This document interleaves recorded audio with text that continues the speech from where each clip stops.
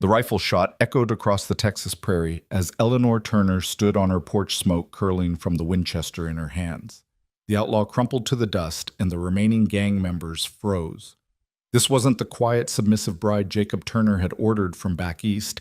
This was something else entirely, a force of nature wrapped in calico and steel. Want to know how a proper Eastern lady became the most feared woman in West Texas? Stay with me until the end of this wild tale, and don't forget to comment your city below. I'd love to see how far this story travels. The autumn sun hung low over the Texas frontier, painting the vast expanse of grassland in shades of amber and rust.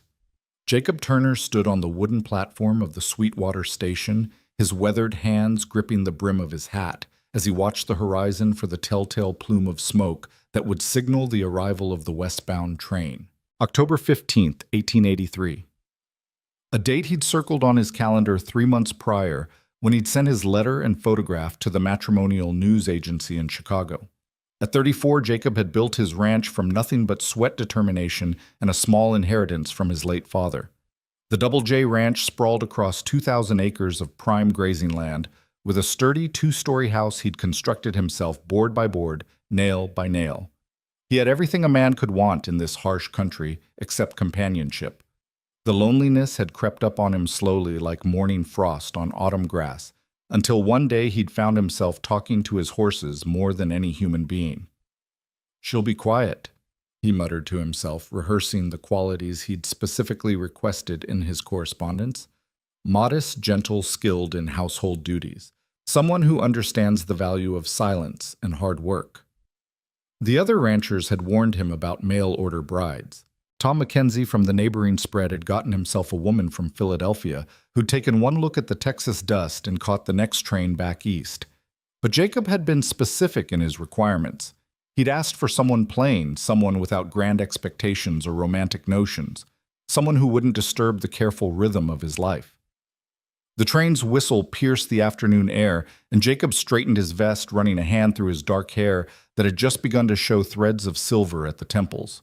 His heart hammered against his ribs as the locomotive approached, belching black smoke into the crystal-clear sky.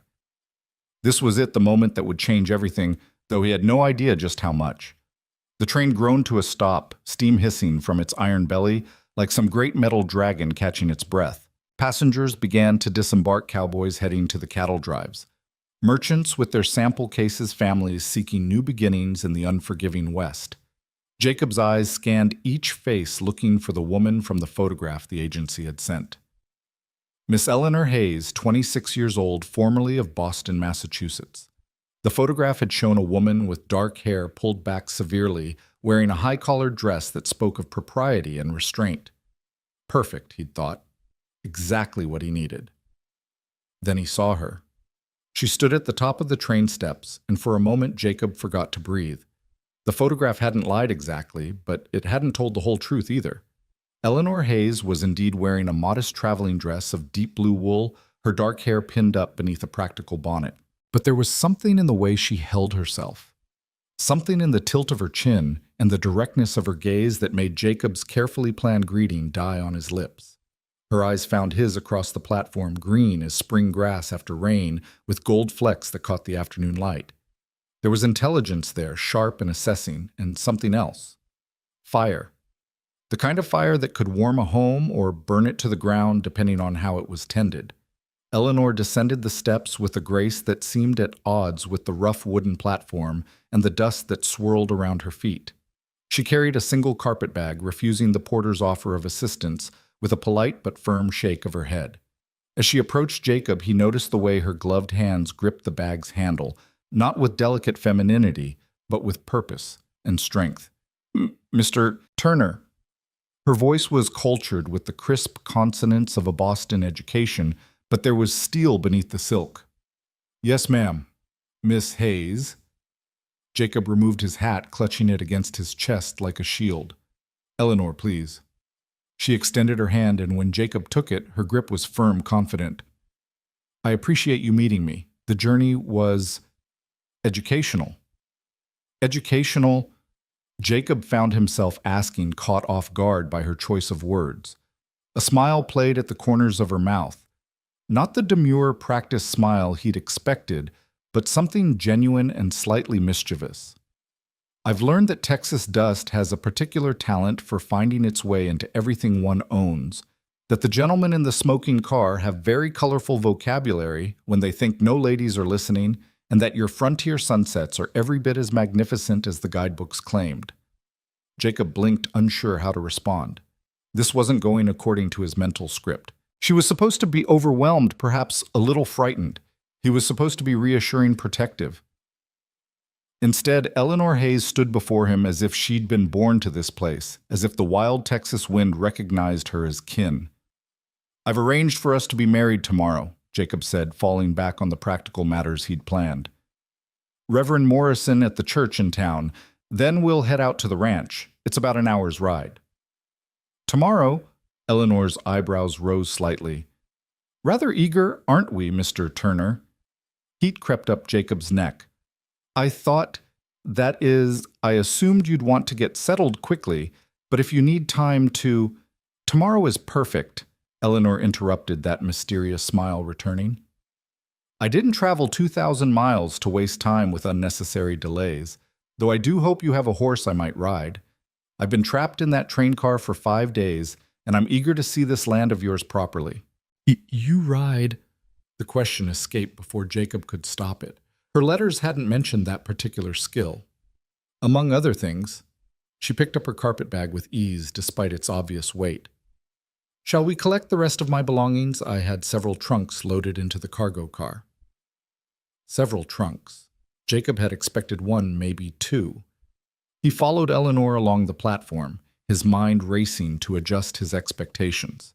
The woman walking beside him moved with confidence, her head turning to take in the dusty streets of Sweetwater, the false-fronted buildings, the cowboys lounging outside the saloon.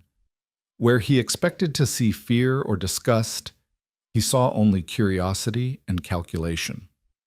The cargo master, a grizzled man named Hank, greeted them with a gap-toothed grin. "These your trunks, ma'am." He gestured to a collection of luggage that made Jacob's heart sink. 4 large trunks and 2 smaller cases, all well made and bearing the marks of extensive travel. "Yes, thank you." Eleanor supervised the unloading with the efficiency of a general deploying troops, directing Jacob and Hank in the placement of each piece on the wagon Jacob had brought to town. "That's a lot of fancy dresses," Jacob commented, trying to keep the worry from his voice. He'd built a functional home, not a palace. "Where would all this go?" Eleanor laughed. Not the tittering giggle of the town ladies, but a rich, genuine sound that seemed to bubble up from somewhere deep inside her. "Dresses, Mr. Turner, 1 trunk contains books. Another holds medical supplies and household remedies. The third has tools and equipment I thought might be useful on a ranch. Only 1 trunk, and the 2 cases contain clothing, and I assure you they're quite practical." "Books," Jacob repeated, feeling like an echo. "Medical supplies, tools. Did you think you were marrying a decorative object, Mr. Turner?" There was a challenge in her voice now, though her tone remained pleasant. "I may be from Boston, but I'm not entirely ignorant of what life on a ranch requires. I've spent the last 6 months preparing for this." 6 months. While he'd been imagining a quiet, biddable wife who would cook his meals and mend his clothes, she'd been preparing, planning. The realization both thrilled and terrified him. They loaded the wagon in relative silence after that, though Jacob caught Eleanor watching him with those unsettling green eyes. When everything was secured, he helped her onto the wagon seat, though she hardly needed his assistance gathering her skirts and climbing up with practiced ease. "Before we go to the hotel," Eleanor said as Jacob took his place beside her, "might we stop at the general store? There are a few things I'd like to purchase." "Of course." Jacob guided the horses down Main Street, acutely aware of the stares they were attracting. Sweetwater was a small town, and everyone knew Jacob Turner had sent for a mail-order bride. By evening, every detail of Eleanor's appearance and behavior would be dissected over dinner tables and whiskey glasses. At Morrison's general store, Eleanor moved through the aisles with purpose, selecting items with careful consideration. Coffee, flour, sugar, the expected purchases. But also ammunition for a rifle, a sturdy pair of men's work gloves and a small-sized leather conditioning oil, and a collection of seed packets that made old Mr. Morrison raise his eyebrows. Planning on doing some gardening, Miss Hayes, Morrison asked, his tone suggesting that gardening in West Texas was a fool's errand. Among other things, Eleanor replied smoothly, adding a bolt of sturdy cotton fabric to her purchases. One can't eat beef every meal, Mr. Morrison, and I've heard that with proper irrigation and care, quite a variety of vegetables can thrive here. Irrigation, Morrison snorted. You'd need water for that, miss, and water's scarce in these parts. Then we'll have to be creative, won't we? Eleanor's smile never wavered, but Jacob saw the steel in it now. She wasn't going to be discouraged by the pessimism of a store clerk. As Morrison tallied their purchases, Eleanor moved to the window, studying the street outside with that same intense curiosity. Jacob joined her, following her gaze to where a group of women had gathered outside the millinery shop, their heads bent together in obvious gossip. "The welcoming committee, I presume?" Eleanor asked dryly. "Mrs. Pritchard and her circle," Jacob confirmed. "They have opinions about everything that happens in Sweetwater." "I'm sure they do." Eleanor turned from the window, and Jacob caught a glimpse of something in her expression, not fear or apprehension, but a kind of anticipation, like a fighter sizing up an opponent. "Tell me, Mr. Turner, what exactly have you told people about me?" "Just that you were coming from back east, that we'd corresponded through the agency. And what kind of woman did you tell them you were expecting?" Jacob felt heat creep up his neck again. "I might have mentioned that I was looking for someone quiet. Modest?" Eleanor's laugh rang out again, drawing startled looks from Morrison and the other customers in the store. "Oh, Mr. Turner, I'm afraid you're going to be quite disappointed." "Are you not modest?" Jacob asked, genuinely confused. Everything about her appearance suggested propriety. "I suppose that depends on one's definition of modesty." Eleanor gathered their wrapped purchases with efficient movements. "I don't show more skin than is proper, if that's what you mean. But if you're expecting me to be silent and submissive, to defer to your judgment in all things, and pretend I have no thoughts of my own, well, I believe in truth in advertising, Mr. Turner. That's not who I am." Jacob stood frozen for a moment, processing this declaration. He'd sent for a wife to make his life easier, more comfortable. Someone who would fit into the life he'd already built like a missing piece in a puzzle. But Eleanor Hayes was beginning to look less like a missing piece and more like a whole different puzzle altogether. "Then who are you?" he asked, the question escaping before he could stop it. Eleanor paused at the door of the store, turning back to look at him with those remarkable eyes. "I suppose we'll both find out, won't we?" The hotel was Sweetwater's finest establishment, which meant it had clean sheets and only a moderate amount of dust in the corners. Jacob had reserved Eleanor a room on the second floor, away from the noise of the saloon next door. He carried her trunks up himself, refusing the help of the aging bellhop, partly out of pride and partly because he needed the physical activity to calm his racing thoughts.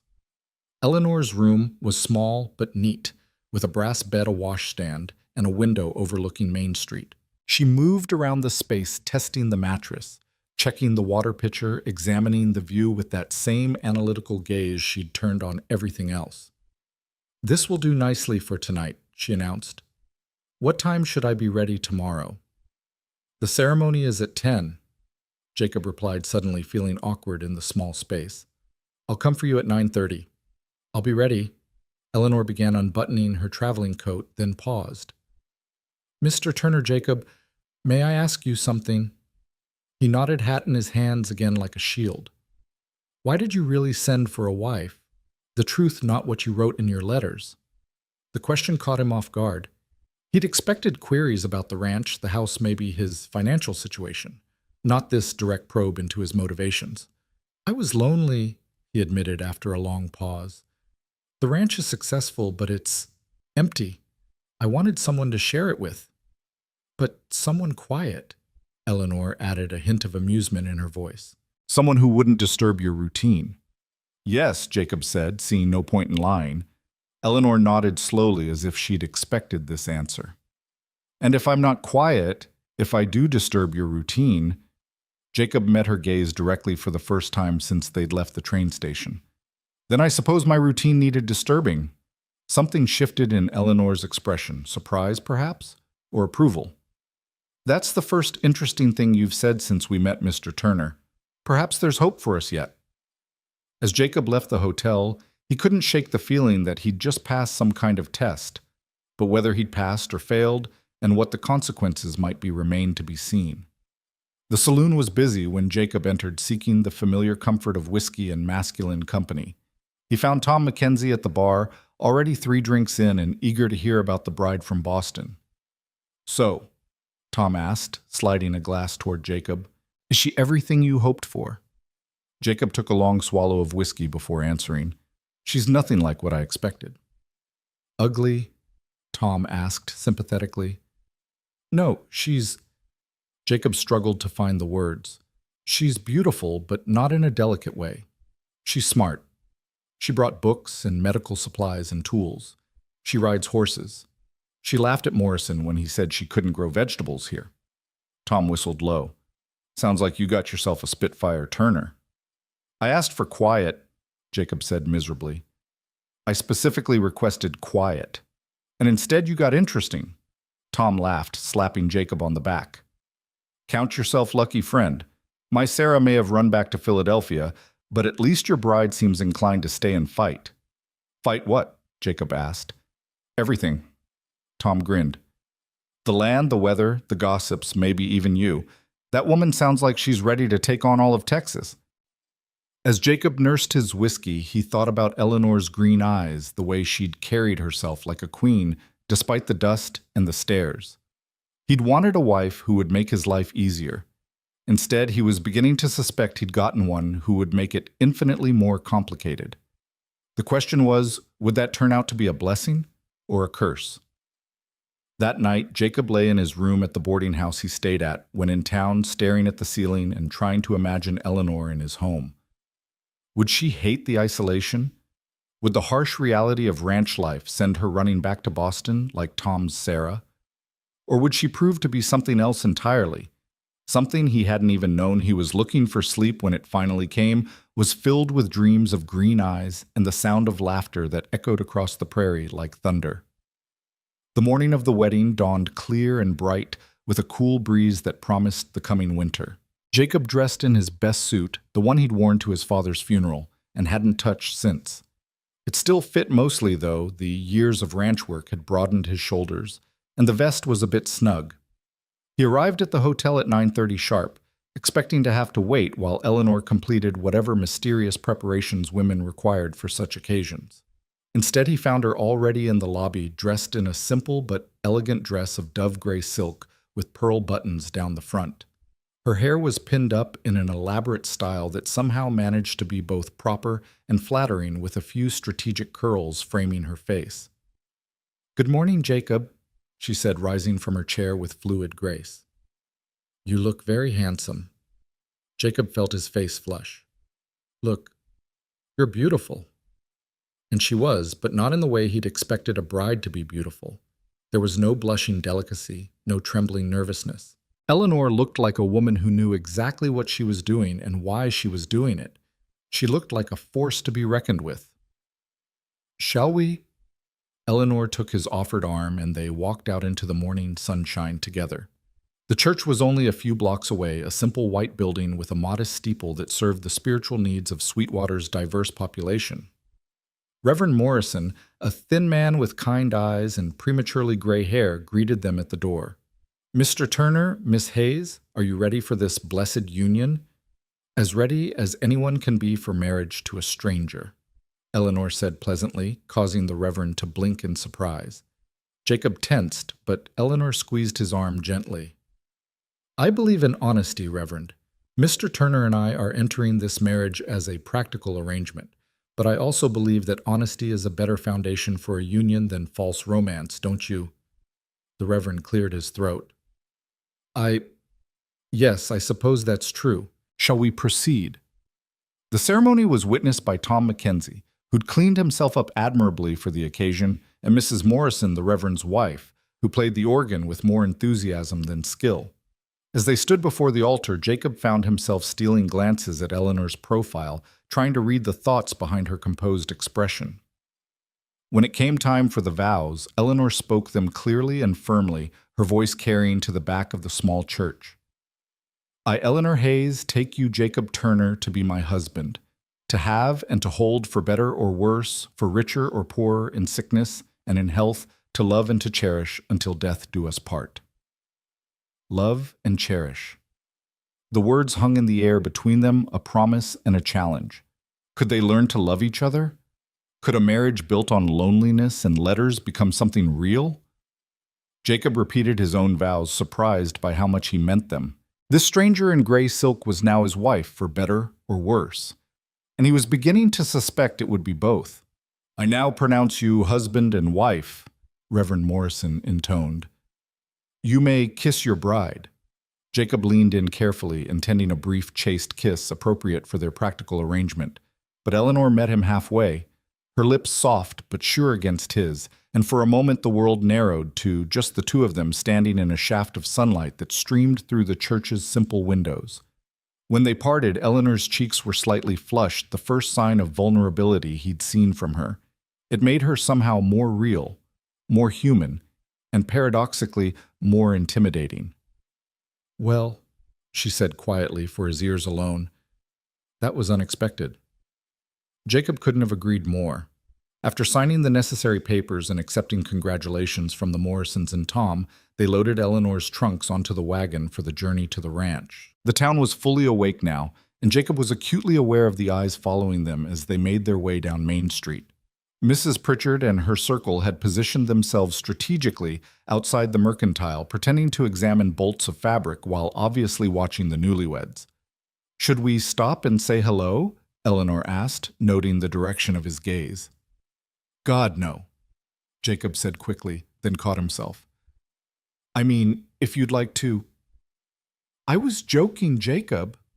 Eleanor's lips twitched with suppressed amusement. "I have no desire to be examined like a prize heifer. There will be time enough for that later." As they left the town behind, the landscape opened up before them, endless grassland punctuated by mesquite trees and the occasional rocky outcropping. The sky stretched from horizon to horizon, a dome of brilliant blue that made the world seem both infinite and intimate. Eleanor had been quiet for the first few minutes of the journey, but as they moved deeper into the wild country, she began to ask questions. "How large is your ranch yet?" 2,000 acres, give or take, small compared to some of the big operations, but it's good land with reliable water. Water? Her interest sharpened. From where? There's a creek that runs through the eastern section fed by an underground spring. It's never run dry, not even in the worst droughts. And you run cattle, about 300 head at the moment. I'm looking to expand next year if the prices hold. Eleanor nodded thoughtfully, her eyes scanning the landscape with that analytical gaze he was beginning to recognize. "What about horses?" "I keep a small remuda, about 20 horses, some for working cattle, some for breeding." "I'd like to see them," Eleanor said. "I had to leave my mare behind in Boston. She wouldn't have survived the journey, but I'm hoping to find a suitable mount here." "You're serious about riding?" Jacob said, not quite a question. "Very serious." Eleanor turned to look at him directly. "Does that bother you?" Jacob considered the question. His mother had never ridden. She'd considered it unladylike. The few ranch wives he knew either rode out of necessity, perched uncomfortably on gentle mares, or not at all. "I suppose that depends on how you ride," he said finally. Eleanor's smile was slow and slightly wicked. "I ride astride Mr. Turner. I know it's scandalous, but side saddle is impractical and dangerous in rough country. If that's going to be a problem, you should tell me now." Astride. Like a man. The image that formed in Jacob's mind was indeed scandalous and oddly thrilling. "My ranch, my rules," he said after a moment. "If you want to ride astride, that's your business." "Our ranch," Eleanor corrected gently. "I'm your wife now, remember? What's yours is mine, legally speaking." The reminder hit Jacob like cold water. She was right, of course.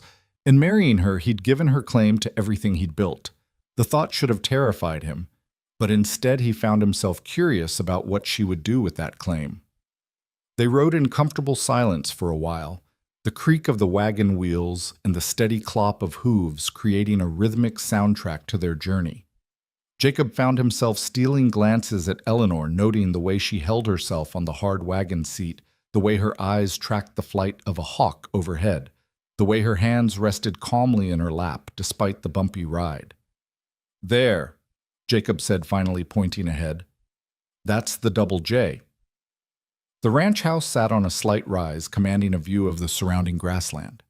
It was a solid two-story structure of limestone and timber, with a wide porch that wrapped around three sides. To the left stood the barn and corral. To the right, the bunkhouse where his two ranch hands lived. It wasn't fancy, but it was well-built and well-maintained, a testament to years of hard work and careful planning. Eleanor studied it all with that intense gaze, taking in every detail. "It's wonderful," she said finally, and Jacob could tell she meant it. "You built this yourself." "Most of it. Had help with the barn raising, but the house is mine."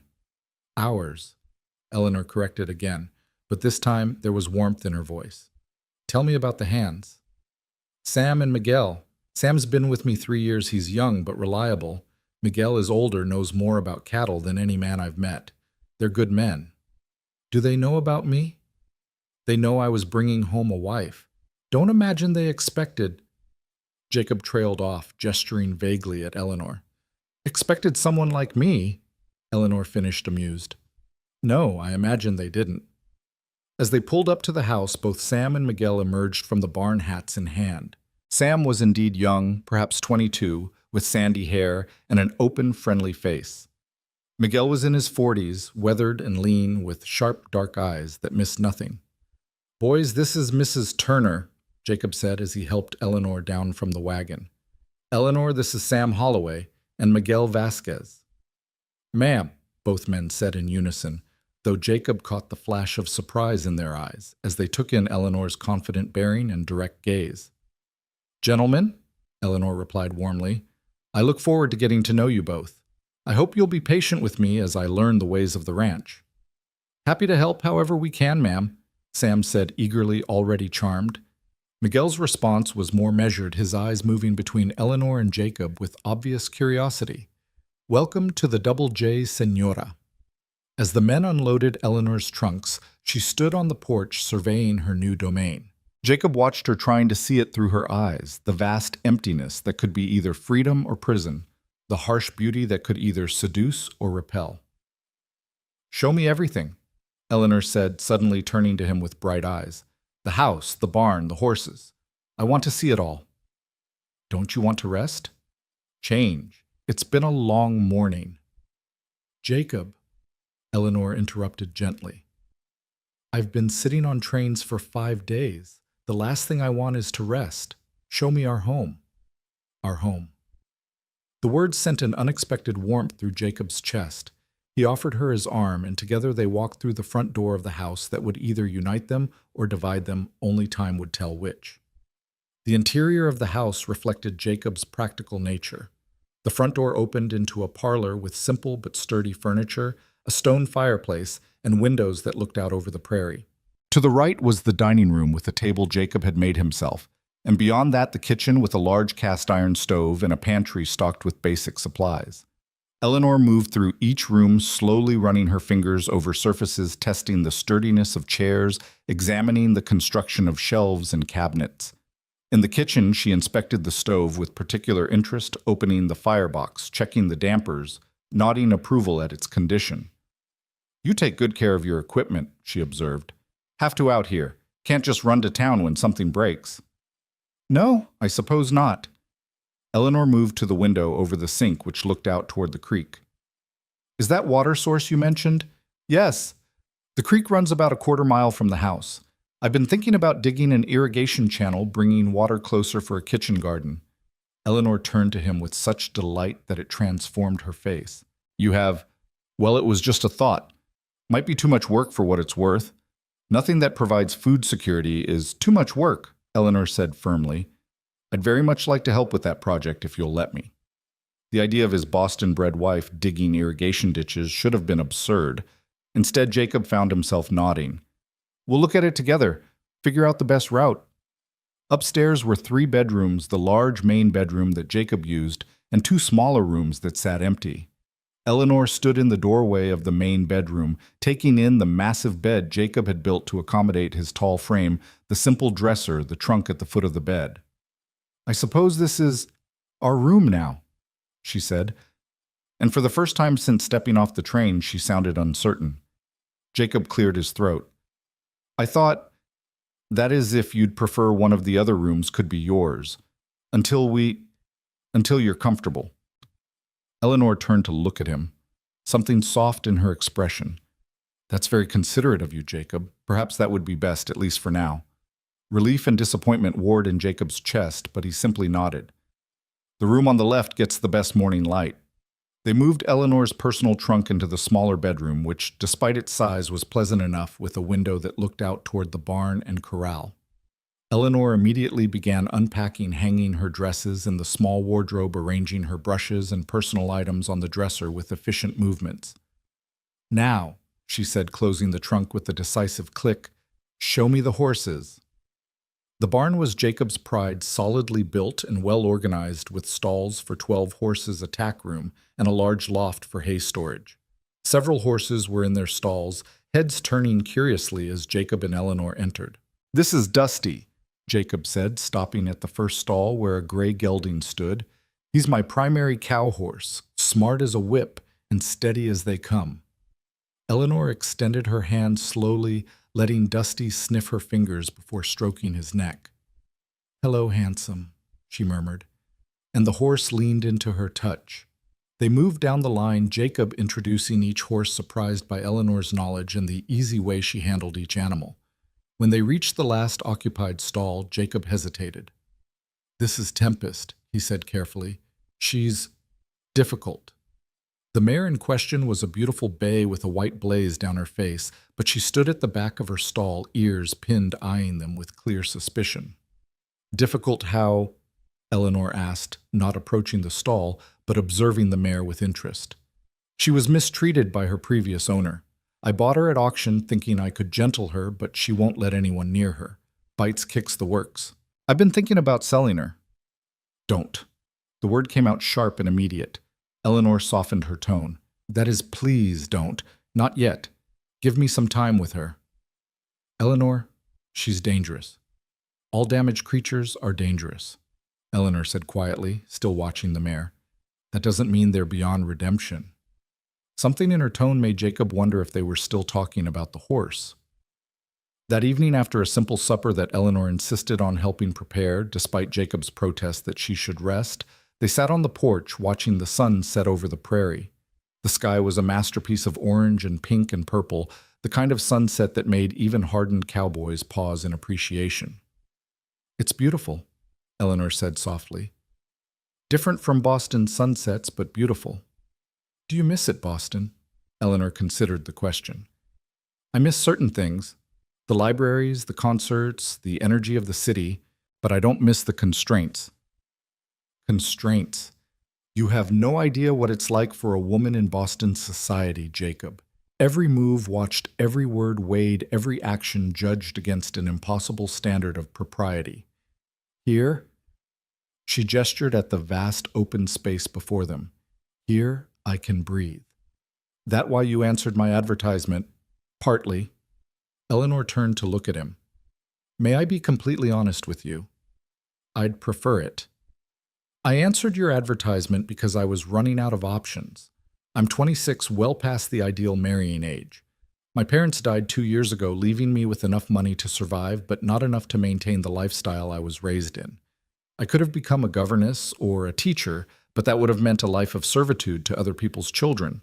Or I could have married Harold Worthington, who, a business associate of my father's, 48 years old with breath that could fell a horse and hands that wandered when he'd had too much brandy, which was often. Jacob felt an unexpected surge of anger at this unknown man. He proposed several times, and each time the financial pressure grew stronger. My aunt, with whom I was living, made it clear that I was becoming a burden. So when I saw your advertisement, a rancher in Texas seeking a modest, quiet wife, I thought, well, at least in Texas I'll have room to run if needed. And you lied about being quiet and modest, Eleanor laughed. I didn't lie exactly. I can be quiet when necessary, and I dress modestly. I just perhaps allowed you to draw your own conclusions about what those words meant. Despite himself, Jacob found himself smiling. That's a very creative interpretation of honesty. I prefer to think of it as selective truth-telling. Eleanor's expression grew serious. But I promise you this, Jacob, from this day forward, I will be completely honest with you. You deserve that much. And what makes you think I'll be able to handle your honesty? Eleanor studied him in the fading light. Because you haven't sent me back yet. Despite the books and the tools and the riding astride and everything else that I'm sure wasn't what you were expecting. No, Jacob admitted. You're nothing like what I was expecting. Are you disappointed? Jacob thought about the question. Really thought about it. He'd wanted quiet, predictable, easy. Eleanor was none of those things. But watching her with the horses, seeing her enthusiasm about the irrigation project, feeling the way she'd kissed him at the altar, not like a stranger, but like a promise. No, he said finally. I'm not disappointed. Confused, maybe. A little terrified, but not disappointed. Eleanor's smile was radiant in the twilight. Good, because I have plans for this place, Jacob Turner. Plans that are definitely going to disturb your routine. As if to emphasize her point, a coyote howled in the distance, its cry echoing across the darkening prairie. It was a wild sound, untamed and free, and Jacob couldn't help but think it was oddly appropriate. He'd sent for a quiet wife. He'd gotten Eleanor instead. And may God help them both. The weeks that followed Eleanor's arrival at the Double J Ranch unfolded like a slow-burning fuse, each day bringing new revelations that shattered Jacob's carefully ordered world. That first morning after their wedding, he'd woken before dawn as usual, dressed quietly and made his way downstairs expecting to start the coffee and eat a cold biscuit before heading out to check the cattle. Instead, he found Eleanor already in the kitchen, fully dressed in a practical cotton dress with her hair pinned up, bacon sizzling in a pan while she kneaded bread dough with practiced efficiency. Good morning, she said without turning around. Coffee's ready. I hope you like it strong. Jacob poured himself a cup, noting that she'd somehow figured out his preference without asking.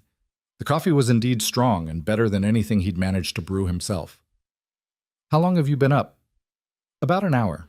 I've always been an early riser, and there's something about the quality of light just before dawn that I find irresistible. She glanced at him over her shoulder. I hope you don't mind that I've taken over your kitchen. It's your kitchen now, too, Jacob reminded her, settling into his usual chair at the table. The domesticity of the scene should have been exactly what he'd wanted when he'd sent for a wife. But there was something about Eleanor's presence that charged the air with electricity, making even this simple morning ritual feel dangerous somehow. Sam and Miguel will be expecting breakfast too, won't they? Eleanor asked, flipping the bacon with expert precision. I've made enough for everyone.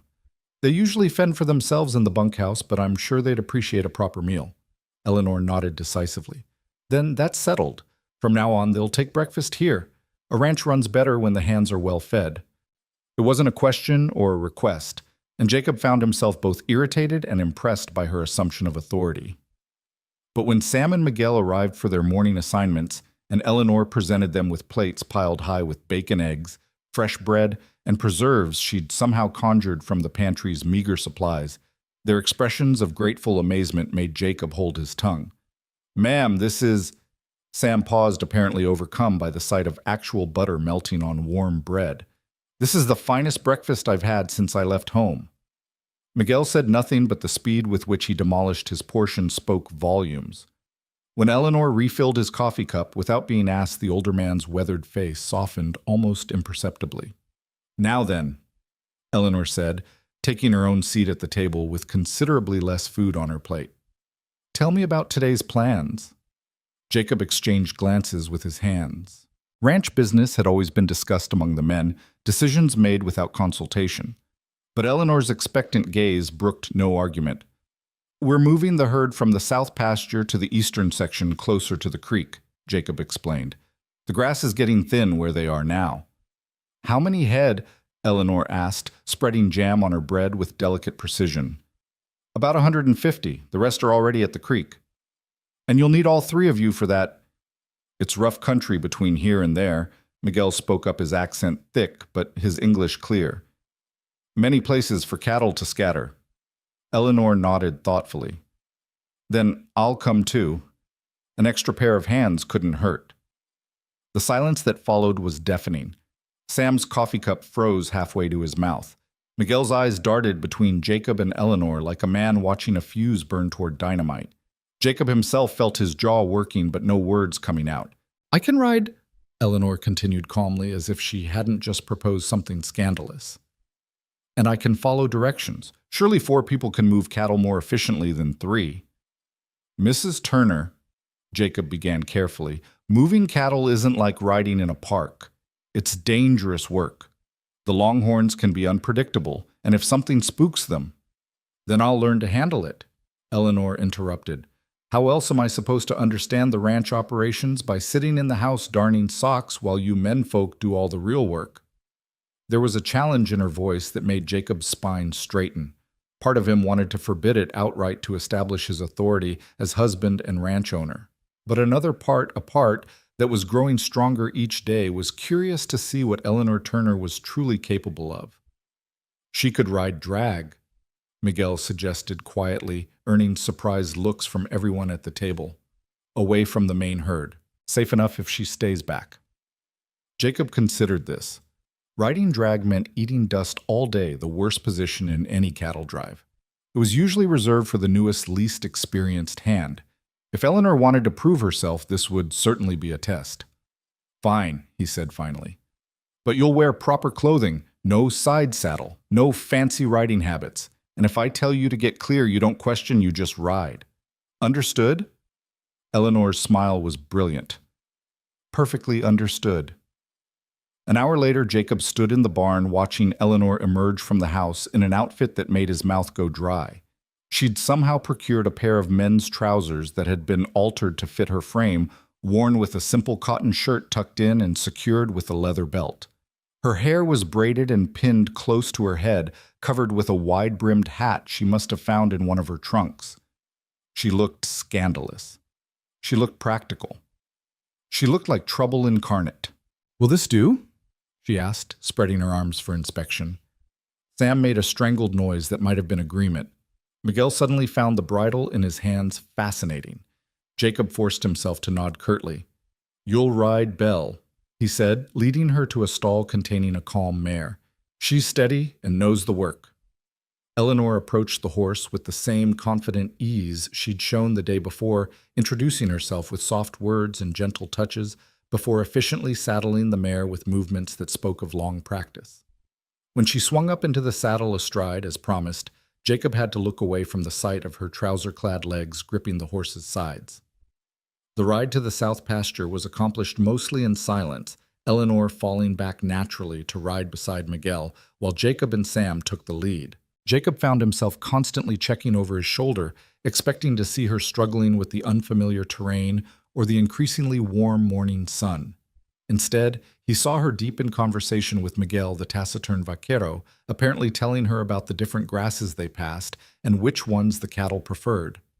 When they reached the herd spread out across a valley between 2 low hills, Jacob pulled up to assess the situation.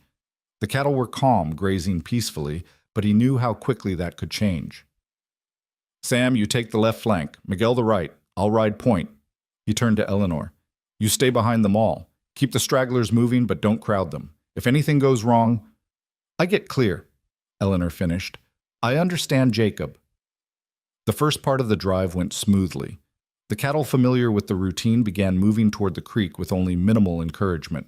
Eleanor held her position at the rear, occasionally calling out to a wandering steer in a voice that carried surprising authority.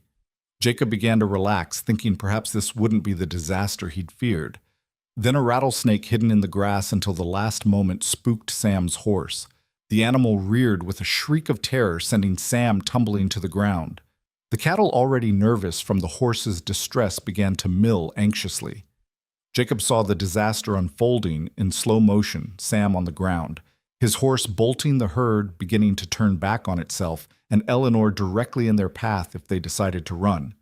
"Eleanor, get out of there!" he shouted, spurring Dusty toward the increasingly agitated herd. But Eleanor was already moving not away from danger, but toward Sam. She leaned low over Belle's neck, riding at full gallop toward the fallen cowboy. In one fluid motion that Jacob would replay in his mind for days afterward, she reached down, grabbed Sam's outstretched arm, and hauled him up behind her on Belle's back. the mare never breaking stride as Eleanor guided her out of the path of the now running cattle. The stampede was brief. Miguel and Jacob managed to turn the leaders before they built up too much momentum, circling them back until the herd settled. But those few minutes felt like hours, especially when Jacob finally spotted Eleanor and Sam safe on a small rise, both of them dusty but unharmed. "You could have been killed," Jacob said when he reached them, his voice rough with fear disguised as anger. "I told you to get clear." "Sam would have been trampled," Eleanor replied calmly, though Jacob noticed her hands were trembling slightly as she helped Sam slide down from Belle's back. "I made a judgment call." That was incredible, ma'am," Sam gasped, his face pale beneath the dust. "You saved my life." "You would have done the same for me," Eleanor said simply, then turned to Jacob with those green eyes that seemed to see right through him. "Wouldn't you?" Jacob couldn't answer because the truth was too complicated. Yes, he would have tried to save Sam, but he wasn't sure he could have executed the rescue with Eleanor's swift precision. And the fear he'd felt seeing her ride toward danger rather than away from it had been unlike anything he'd experienced before, sharp and personal in a way that disturbed him. Miguel appeared leading Sam's recovered horse. "The herd is calm, Jefe. We can continue when ready." He looked at Eleanor with something that might have been approval. "The Senora rides well." "Thank you, Miguel," Eleanor said, remounting Belle with easy grace despite what had just happened. "Shall we continue? We're losing the good light." The rest of the drive passed without incident. Though Jacob couldn't shake the image of Eleanor racing toward danger, her braid flying behind her like a battle flag. When they finally got the herd settled by the creek, the sun was high and hot, and everyone was covered in a fine layer of dust. "Well," Eleanor said, dismounting and beating dust from her hat, "that was educational." Sam laughed, still somewhat shaky from his near miss. "That's one way to put it, ma'am."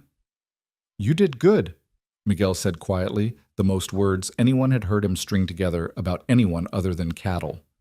"Natural instinct." Eleanor's smile was pleased, but not prideful. "I had good teachers," she said, including all three men in her gaze. "Now who's hungry? I packed sandwiches in my saddlebags." As they sat in the shade of a mesquite tree, eating Eleanor's surprisingly delicious sandwiches and drinking from canteens, Jacob watched his wife interact with his ranch hands. She drew Sam out about his family back in Missouri, got Miguel talking about his years working cattle from Mexico to Montana, and somehow made them all feel like they were part of something more than just another ranch crew. This wasn't what he'd wanted, Jacob thought. He'd wanted a wife who would keep his house and warm his bed and leave the ranch work to him. Instead, he'd gotten Eleanor, who rode toward danger, wore trousers, and was currently explaining to Sam her theory about using different grass rotation patterns to improve pasture yield. The disturbing thing was he was beginning to think he'd gotten something better than what he'd wanted. That evening, as Eleanor helped serve supper to the exhausted but satisfied crew, Jacob noticed Mrs. Pritchard's buggy approaching the house. His stomach sank. The leader of Sweetwater's social circle hadn't wasted much time in coming to inspect his new bride. "We have company," he warned Eleanor, who was just setting a pot of stew on the table. Eleanor glanced out the window, took in the approaching buggy with its well-dressed occupant, and calmly removed her apron. "I suppose it was too much to hope they'd give us more than 2 days," she said dryly. "Sam, Miguel, you'd better take your supper to the bunkhouse. This won't be pleasant for anyone." The hands grabbed their bowls and fled with obvious relief, leaving Jacob and Eleanor to face the incoming storm alone. Mrs. Pritchard was a formidable woman in her 50s, with iron gray hair styled in an elaborate coiffure and a dress that probably cost more than most cowboys made in a year. She swept into the house without waiting for an invitation, her sharp eyes taking in every detail of the modest interior. "Mr. Turner," she said coolly, then turned her gaze on Eleanor. "And you must be the new Mrs. Turner. How interesting."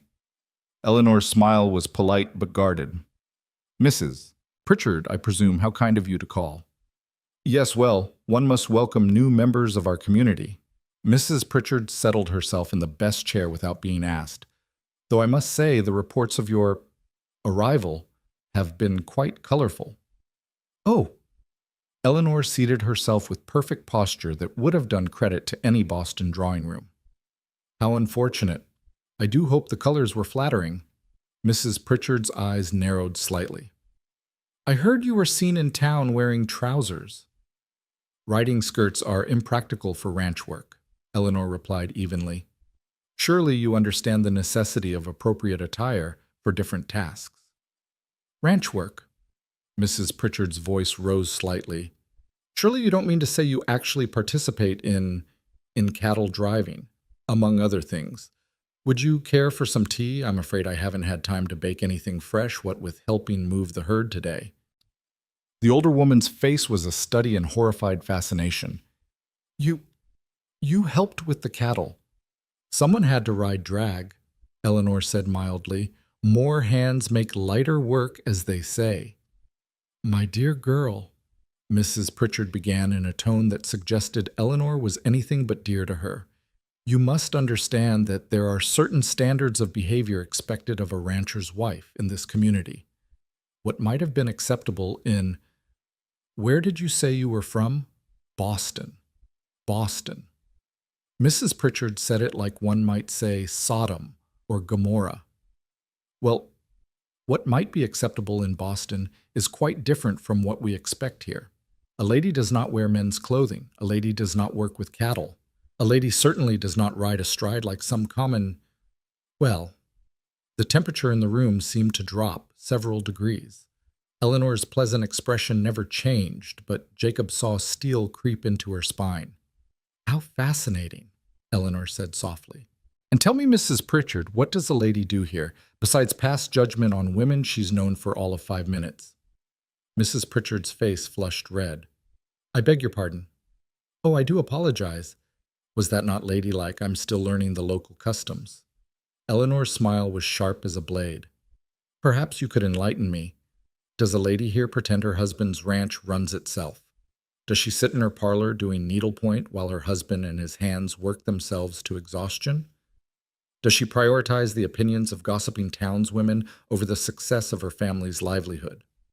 Eleanor, Jacob said quietly, a warning in his voice, though he wasn't sure if he was warning her to stop or encouraging her to continue. No, Jacob, I think Mrs. Pritchard came here to educate me, and I'm always eager to learn. Eleanor turned back to the older woman who looked like she'd swallowed a wasp. Please do go on. Tell me more about what a lady does and doesn't do. I'm particularly interested in whether a lady saves a man from being trampled by cattle or if she should let him die to preserve her reputation. You... What? Mrs. Pritchard sputtered. Oh, didn't you hear? There was a small stampede today. Sam nearly got himself killed when his horse spooked.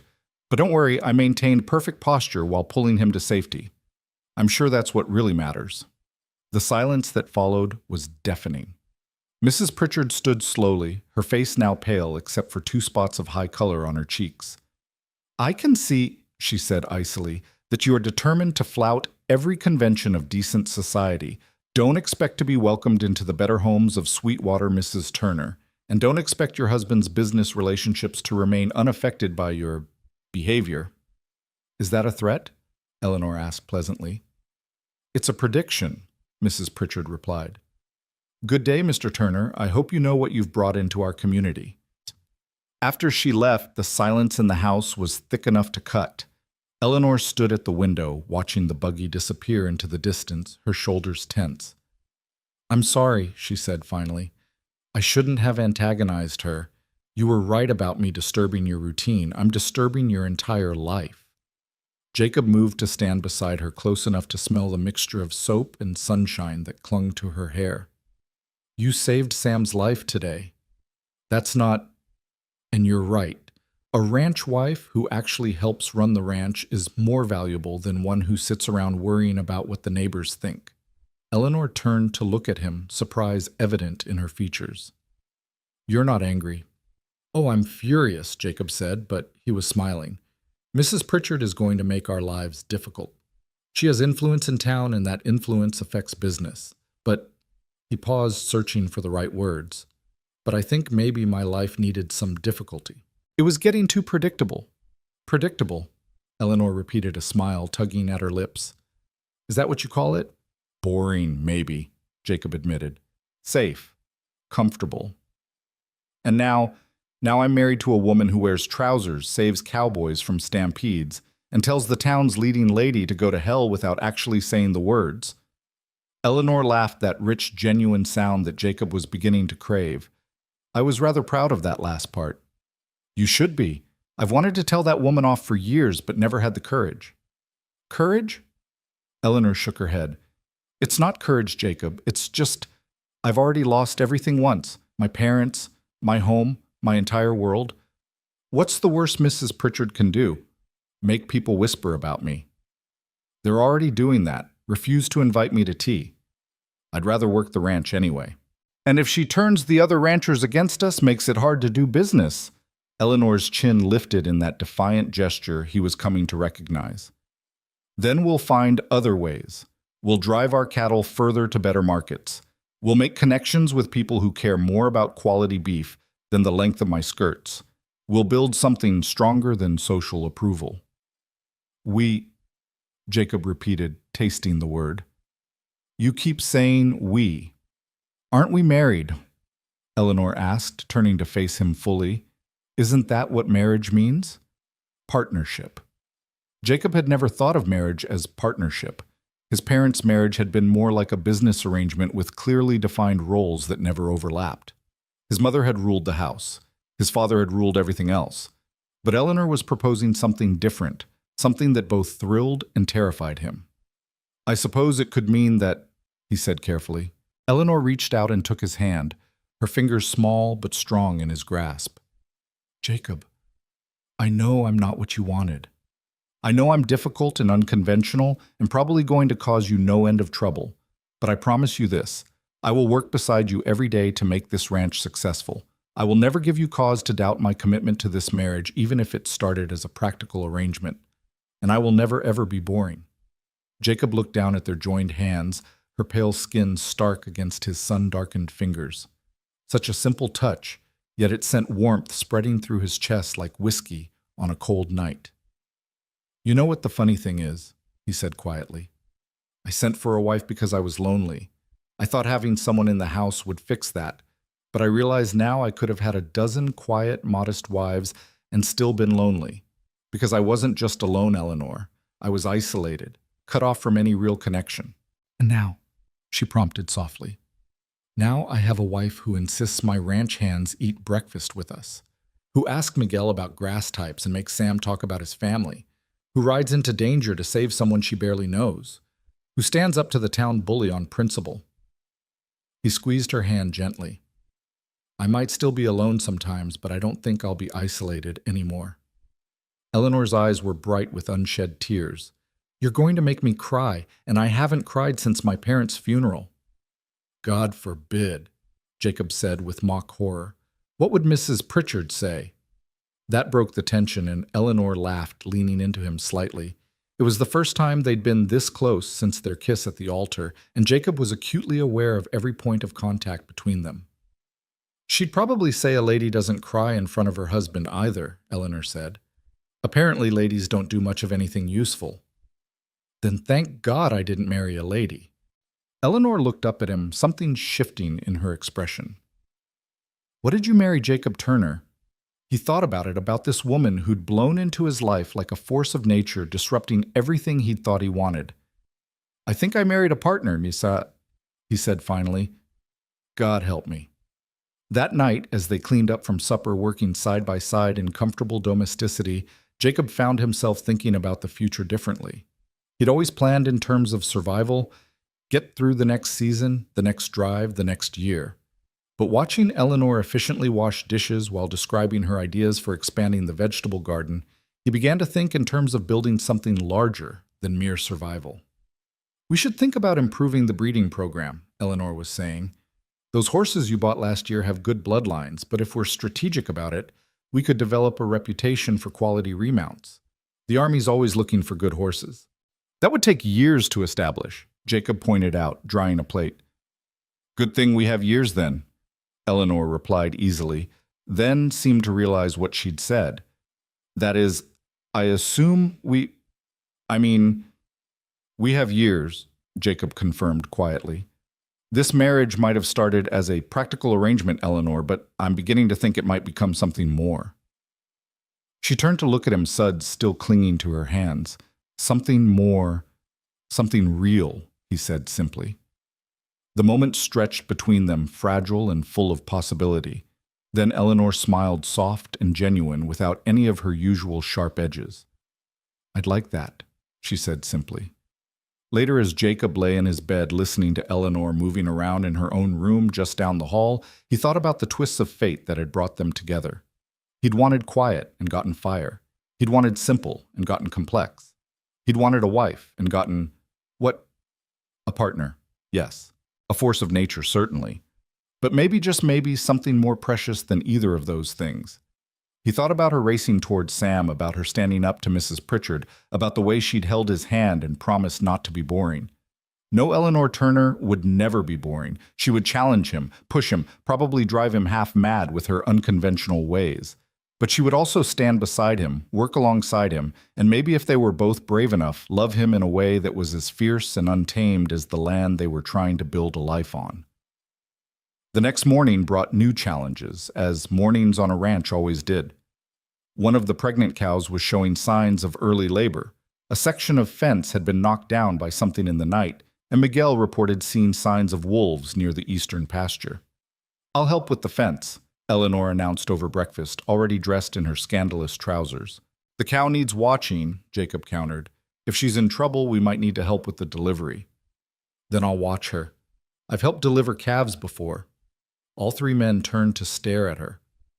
When? Jacob asked, incredulous. There was a farm outside Boston where I used to ride. The owner's daughter was a friend, and I spent summers there as a girl. Mr. Henderson taught me about animal husbandry. He said I had good instincts. She took a sip of coffee, casual as you please. Besides, smaller hands can be useful if the calf is turned wrong. And so Jacob found himself leaving his Boston-bred wife in charge of a laboring cow while he and the hands went to repair fence. Every instinct screamed that this was wrong, that he should be protecting her from the harsh realities of ranch life, not throwing her into them. But Eleanor had already proven she could handle herself, and they needed all hands working if they were going to keep the ranch running smoothly. When he returned hours later, hot and tired from wrestling with fence posts, he found Eleanor in the barn kneeling in the straw beside a cow and her newly delivered calf. Her clothes were a mess. There was blood on her hands, and she'd never looked more beautiful. Both healthy, she announced, beaming. The calf was turned a bit, but we managed. Well, mostly her, Eleanor admitted, stroking the exhausted cow's flank. I just provided encouragement and the occasional redirect. Isn't the calf beautiful? The calf was actually rather ungainly, all legs and wet fur, but the pride in Eleanor's voice made Jacob's chest tight. Beautiful. He agreed, though he wasn't looking at the calf. That evening, as they sat on the porch watching another spectacular sunset, Eleanor suddenly said, "Tell me about your parents." Jacob tensed. It wasn't a subject he enjoyed discussing. Not much to tell. They died when I was 20. Fever took them both within a week of each other. I'm sorry. Eleanor's voice was soft. Were you close? My father and I worked together, but I wouldn't say we were close. He was a hard man focused on survival above all else. My mother, Jacob paused, searching for words. She was broken, I think. She'd come from a genteel family back east, married my father for love, and followed him to Texas. But the frontier broke her spirit. She spent her last years barely speaking, just going through the motions of life. That's why you wanted a quiet wife, Eleanor said, understanding dawning in her voice. You thought quiet meant content. Maybe, Jacob admitted. Or maybe I thought quiet meant less likely to be broken by this life. Eleanor reached over and took his hand, threading their fingers together. Your mother wasn't broken by the frontier, Jacob.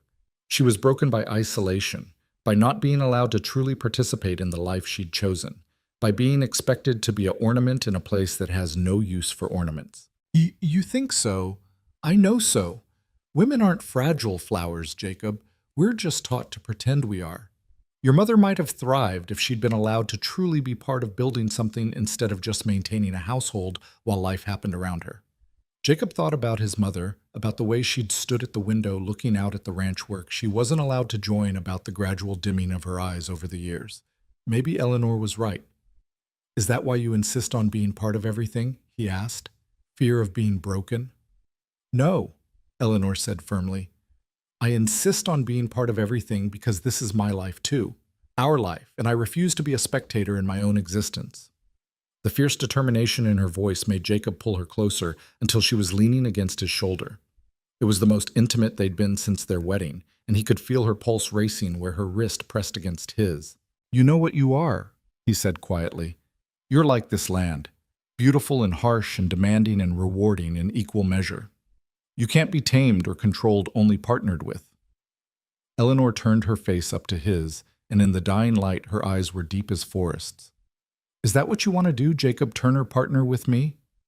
I think it's too late for wanting, he admitted. I think you've already made it impossible for me to imagine any other way. She smiled then, soft and pleased, and rose up on her toes to kiss his cheek. It was a simple gesture, almost chaste, but it sent fire racing through his veins. Good night, Jacob, she whispered, and went inside, leaving him on the porch with the memory of her lips on his skin and the certainty that his life had irrevocably changed. Over the next weeks, they fell into a rhythm that felt both foreign and natural. Eleanor rose early to make breakfast for everyone, then joined whatever work needed doing, whether that was helping with the cattle mending fence, working on her increasingly ambitious garden, or maintaining the house. She started teaching Sam to read better in the evenings, having discovered his embarrassment about his limited education. She learned Spanish phrases from Miguel, who slowly warmed to her presence until he was actually volunteering information about ranch operations without being asked. The town's reaction was less warming. True to her word, Mrs. Pritchard had spread the word about Eleanor's unnatural behavior, and several of the town's ladies made a point of snubbing her when she went to town for supplies. But Eleanor handled it with the same steel spine she brought to everything else, smiling pleasantly at their turned backs and going about her business. The crisis came 3 weeks after Eleanor's arrival, on a day that started like any other, but would end with blood and fire and the birth of a legend. Jacob had ridden out early with Miguel to check on the far pastures, leaving Sam and Eleanor to handle the routine chores closer to home. They were expected back by midday, but as the sun reached its zenith, Eleanor felt a prickle of unease. Something felt wrong, though she couldn't say what. She was in the garden trying to coax life from the stubborn Texas soil when she heard the horses. Not the familiar rhythm of Jacob and Miguel returning, but something else, multiple riders moving fast. Eleanor stood, shading her eyes against the sun. 5 men were approaching the ranch, and even from a distance she could tell they weren't friendly. Their postures were aggressive, predatory, and they were spreading out in a way that suggested they were surrounding the house. Sam, she called, keeping her voice level despite the fear coursing through her. We have company. Sam emerged from the barn, took one look at the approaching riders, and his face went pale. That's the Morrison gang. They're wanted for rustling and worse. What are they doing here? Eleanor's mind raced. Jacob and Miguel were too far away to help. It was just her and Sam against 5 dangerous men. Running wasn't an option, they'd be caught in the open. Fighting seemed impossible, but Sam, get the rifles from the house, load them all, then get to the barn and stay hidden unless I call for you. Ma'am, I can't leave you. You can and you will, Eleanor said sharply. Trust me, Sam. Go. As Sam ran for the house, Eleanor walked calmly to the porch, her mind calculating rapidly. She'd learned to shoot as a girl, another skill from those summers on the Henderson farm that she'd never mentioned to Jacob. But she'd never shot at a person before, never had to defend her life. Yet as the riders approached, she felt a strange calm settle over her. This was her home. These were her people to protect, and she'd be damned if she'd let these men take either. The riders pulled up just outside the yard, their leader a man with cold eyes and a scar across his jaw, dismounting with deliberate slowness. Afternoon, ma'am, he said, touching his hat mockingly. We're looking for Jacob Turner. He's not here, Eleanor replied, standing on the porch with her hands clasped calmly in front of her, though she could feel the rifle Sam had left just inside the door. What's your business with my husband? Your husband? The man's eyes traveled over her in a way that made her skin crawl. Well, ain't that interesting? Turner finally got himself a woman. Pretty one, too. State your business or leave, Eleanor said coolly. My husband will be back soon, and he doesn't take kindly to trespassers. The man laughed an ugly sound. Oh, we're counting on him coming back. See, Turner's been a problem for us. Too honest, too successful. Makes it hard for us to do business in these parts. So we figured we'd pay him a visit, convince him to be more accommodating. And if he refuses, well, the man's hand moved to his gun, then we'll have to convince him another way, maybe through his pretty wife. Eleanor felt the threat like a physical blow, but she didn't flinch. Instead, she took a step backward closer to the rifle. I should warn you, she said conversationally. I'm not from around here. Where I come from, we have different ways of handling unwelcome guests. That's so. The man took a step forward. And what ways would those be? Eleanor's hand found the rifle, and in one smooth motion, she brought it up, aimed, and fired. The shot took the man's hat clean off his head, sending it flying into the dirt. That's your warning, she said, already leveraging another round into the chamber. The next one won't miss. For a moment, nobody moved. Then the scarred man laughed, but it was nervous now. You've got spirit, woman, but there's 5 of us and 1 of you. Actually, Sam's voice came from the barn. There's 2 of us, and I don't miss either. Eleanor felt a surge of affection for the young cowboy, even as she kept her eyes on the gang. Here's what's going to happen, she said, her voice carrying the authority she'd learned in Boston, drawing rooms now sharpened to a killing edge. You're going to get on your horses and ride away. You're going to forget about Jacob Turner and his ranch. And if you ever come back, if you ever threaten my family again, I won't aim for your hat. The scarred man's face was red with rage, but he was also calculating. 2 rifles, good positions, and the woman had already proved she could shoot. It wasn't good odds. This ain't over, he snarled. Yes, Eleanor said simply. It is. For a long moment, the standoff continued. Then one of the other riders spoke up. Come on, Morrison. It ain't worth it. Morrison, so that was his name, spat in the dirt, then remounted his horse. You'll regret this, woman. The only thing I regret, Eleanor replied, is wasting a bullet on your hat. They rode away slowly, trying to salvage some dignity, but Eleanor didn't lower the rifle until they were completely out of sight. Only then did she allow herself to sag against the porch rail, her hands shaking. Sam ran from the barn, his face a mixture of awe and concern. Ma'am, are you all right? That was incredible, but that was necessary, Eleanor corrected, though she accepted his supportive arm gratefully. Sam, ride out and find Jacob and Miguel. Tell them what happened. They need to know the Morrison gang is in the area. But what about you? I'll be fine. I've got a rifle and a good vantage point. Go quickly. As Sam rode off, Eleanor returned to the house, placed the rifle within easy reach, and with hands that only trembled slightly, made herself a cup of tea. She'd just taken her first sip when she heard horses approaching again. Her hand went to the rifle, but then she recognized Dusty's familiar gait and Jacob's silhouette. He burst through the door like a man possessed, his face wild with fear. Eleanor, Sam told us, are you hurt? Did they... I'm fine, she said, setting down her tea carefully. They're gone. Jacob crossed the room in 2 strides and pulled her into his arms, crushing her against his chest. She could feel his heart racing, could hear the ragged edge of his breathing. You could have been killed, he said roughly into her hair. When Sam told us the Morrison gang had been here, I thought God. Eleanor, I thought, but I wasn't, she said softly, her own arms coming up to hold him. I'm here. I'm safe. We're safe. He pulled back just enough to look at her face, his hands coming up to cup her cheeks. You stood off 5 outlaws with a rifle. 2 rifles, Eleanor corrected. Sam helped. Sam said you shot Morrison's hat off his head. It seemed like the clearest way to make my point. Jacob stared at her for a moment, then laughed a slightly hysterical sound.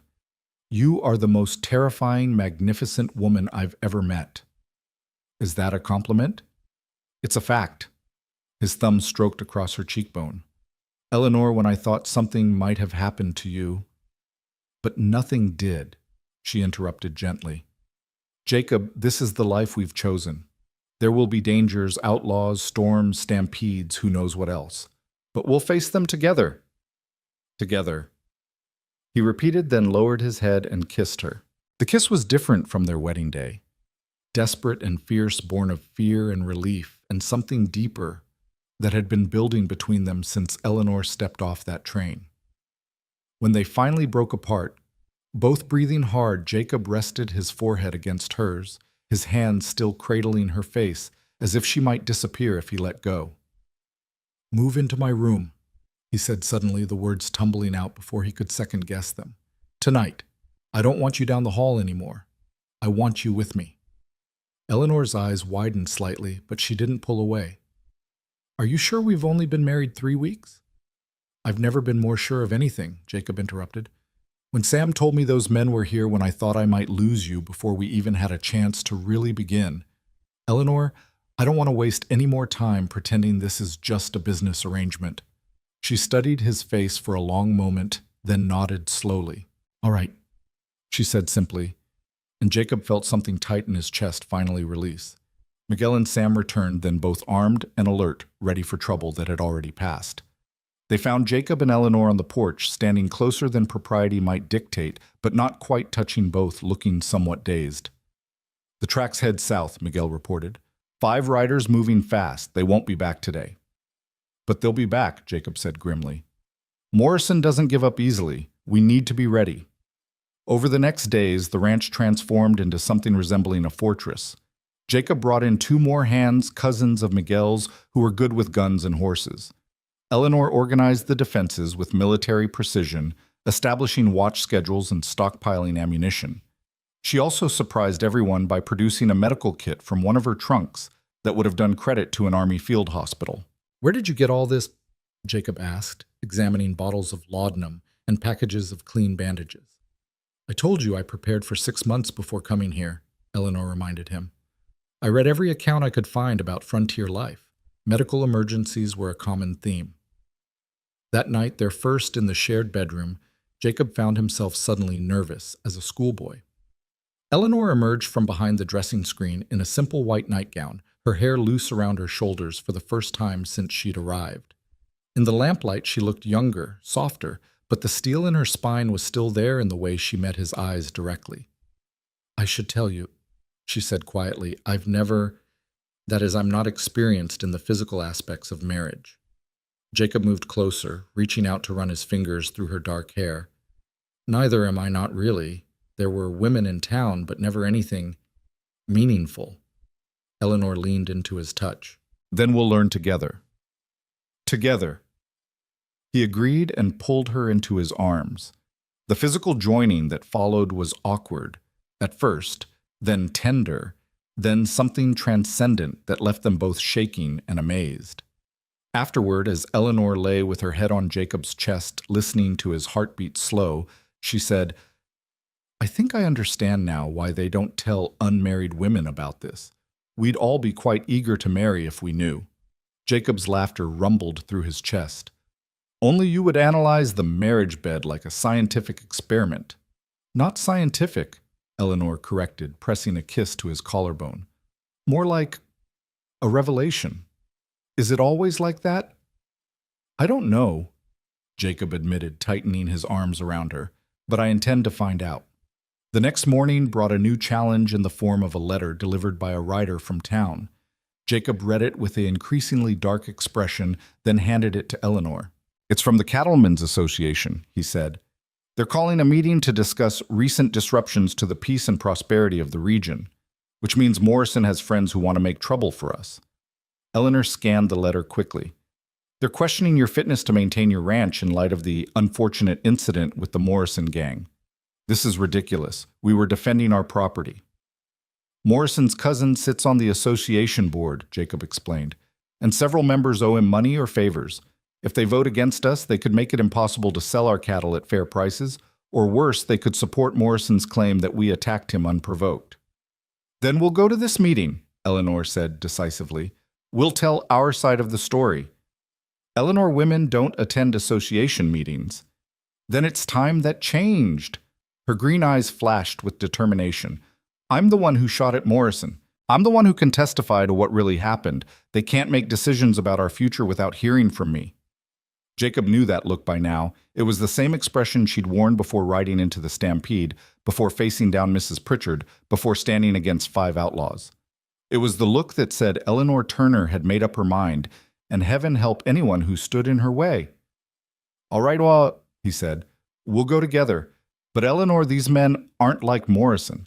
They're more dangerous because they use laws and money instead of guns. They can destroy us without firing a shot." "Then we'll have to be smarter than they are," Eleanor said simply. "When is this meeting?" "Tomorrow night. In town at the hotel." Eleanor nodded thoughtfully. "Then I need to go to town today. There are some things I need to arrange." "What things?" Jacob asked suspiciously. "Trust me," was all she said, and despite his misgivings, he did. Eleanor returned from town late that afternoon with several packages and a satisfied expression that made Jacob nervous. She wouldn't tell him what she'd been doing, just said he'd find out at the meeting. That night, as they lay together in their bed, she was restless, her mind clearly working on some plan she wouldn't share. "Whatever you're thinking," Jacob said into the darkness, "please be careful. These men have power and they won't hesitate to use it against us." "I know," Eleanor said softly, "but they've made one mistake. They've underestimated us. They think you're just a small rancher they can push around, and they think I'm just a hysterical woman who can be dismissed. We're going to show them they're wrong on both counts." The next evening, they rode into town together, Eleanor sitting beside Jacob on the wagon seat. She was dressed in her finest dress, a deep burgundy silk that she'd been saving for special occasions, with her hair styled in an elaborate arrangement that made her look every inch the Boston lady. But Jacob could see the steel beneath the silk, the warrior dressed for a different kind of battle. The hotel's dining room had been cleared for the meeting, with chairs arranged in rows facing a table where the association board sat. The room was packed with ranchers, all men who turned to stare as Jacob and Eleanor entered. The whispers started immediately growing louder when Eleanor took a seat beside her husband, instead of retiring to the hotel parlor where the few other wives waited. Thomas Morrison, the scarred outlaw's cousin, stood at the front of the room, a man who shared his relatives' cold eyes, but dressed them in respectability. "This meeting is for association members only," he said pointedly, looking at Eleanor. "I'm here as a witness to the events in question," Eleanor replied calmly, "unless the association has decided to make judgments without hearing all the testimony." "Women don't testify at association meetings," Morrison said flatly. "Then perhaps it's time the association entered the modern age." Eleanor stood, her voice carrying to every corner of the room.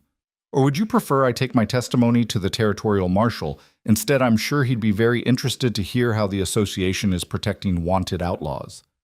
The murmur that ran through the room was like wind through grass. Several ranchers shifted uncomfortably. They might not like having a woman at their meeting, but they liked the threat of legal scrutiny even less. "Let her speak," said a voice from the back. Jacob turned to see Tom Mackenzie standing, his face set with determination. "If we're going to judge Turner's actions, we should hear what actually happened." "I agree," said another rancher. Then another. Soon enough voices were raised in support that Morrison had no choice but to give way. "Very well," he said through gritted teeth. "Mrs. Turner may share her account." Eleanor moved to the front of the room with the same grace she'd once used in Boston ballrooms, but there was something different about her now, a presence that commanded attention. "Gentlemen," she began, "3 days ago, 5 armed men came to our ranch while my husband was checking the far pastures. These men, led by the outlaw Jack Morrison, made explicit threats against my husband's life and my own person. They stated their intention to force my husband to accommodate their criminal activities or face violent consequences." "That's a lie," Thomas Morrison burst out. "My cousin said they were simply passing through and this woman attacked them without provocation." Eleanor turned her cool gaze on him. "Your cousin is wanted in 3 territories for cattle rustling, robbery, and assault. Are you really suggesting we take his word over mine?" "You're a woman who's been here less than a month," Morrison shot back. "You don't understand how things work in Texas." "I understand perfectly," Eleanor replied. "I understand that honest ranchers are being terrorized by outlaws, while certain members of this association profit from the chaos. I understand that my husband has built his success through hard work and integrity, which threatens those who prefer to achieve wealth through less honorable means." The room erupted in shocked murmurs. Eleanor had just accused members of the Association of Corruption, an unthinkable breach of protocol. "How dare you?" Morrison began, but Eleanor wasn't finished. "I also understand," she continued, raising her voice above the noise, "that several members of this board have outstanding debts to Jack Morrison, debts that would conveniently disappear if my husband were driven from his land." "That's slander," Morrison roared. "No," Eleanor said calmly, producing a sheaf of papers from her bag. "It's documented fact. I spent yesterday in town talking to people, reviewing records at the bank, checking the notices at the land office. Would you like me to read the list of board members who owe money to your cousin? Or perhaps the list of properties that have changed hands under suspicious circumstances after visits from the Morrison gang?" The silence that fell was deafening. Jacob stared at his wife in amazement. In one day, she'd gathered enough information to expose a web of corruption that had been operating for years. "You can't prove anything," Morrison said, but his voice lacked conviction. "Perhaps not in a court of law," Eleanor agreed. "But I think the territorial marshal would be very interested in investigating these coincidences, especially since I've already sent him a telegram detailing the Morrison gang's attack on our ranch." That was the killing blow. If the marshal investigated, every shady deal and illegal arrangement would come to light. The members of the board were looking at each other nervously, calculating their exposure.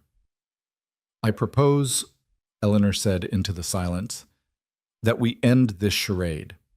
The association drops any action against my husband. The Morrison gang is officially condemned and barred from association protection, and we all go back to the business of honest ranching.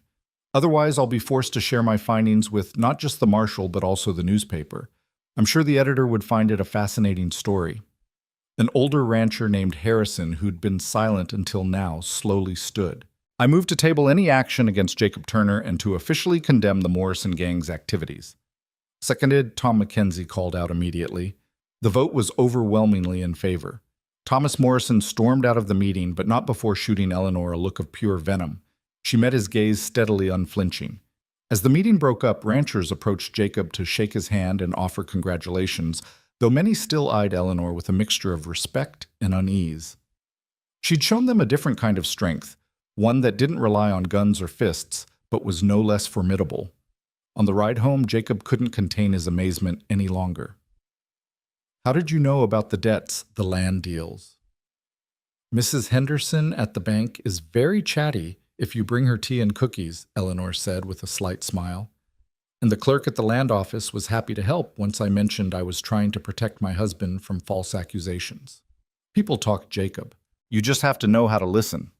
"You're terrifying," Jacob said, but with clear admiration. "I'm practical," Eleanor corrected. "The Morrison gang thought they could use force against us. The association thought they could use politics. They both forgot that information is the most powerful weapon of all." "Where did you learn to think like this?" Eleanor's expression darkened slightly.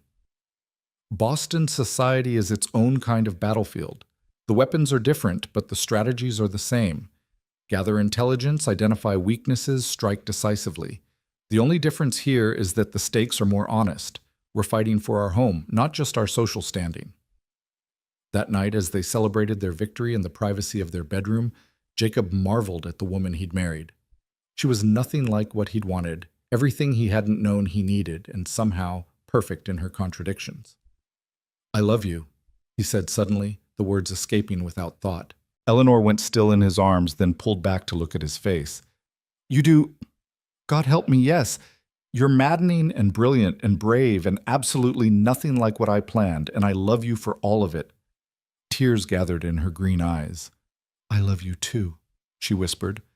"I didn't expect to. I thought this would be a practical arrangement, a chance for a new life.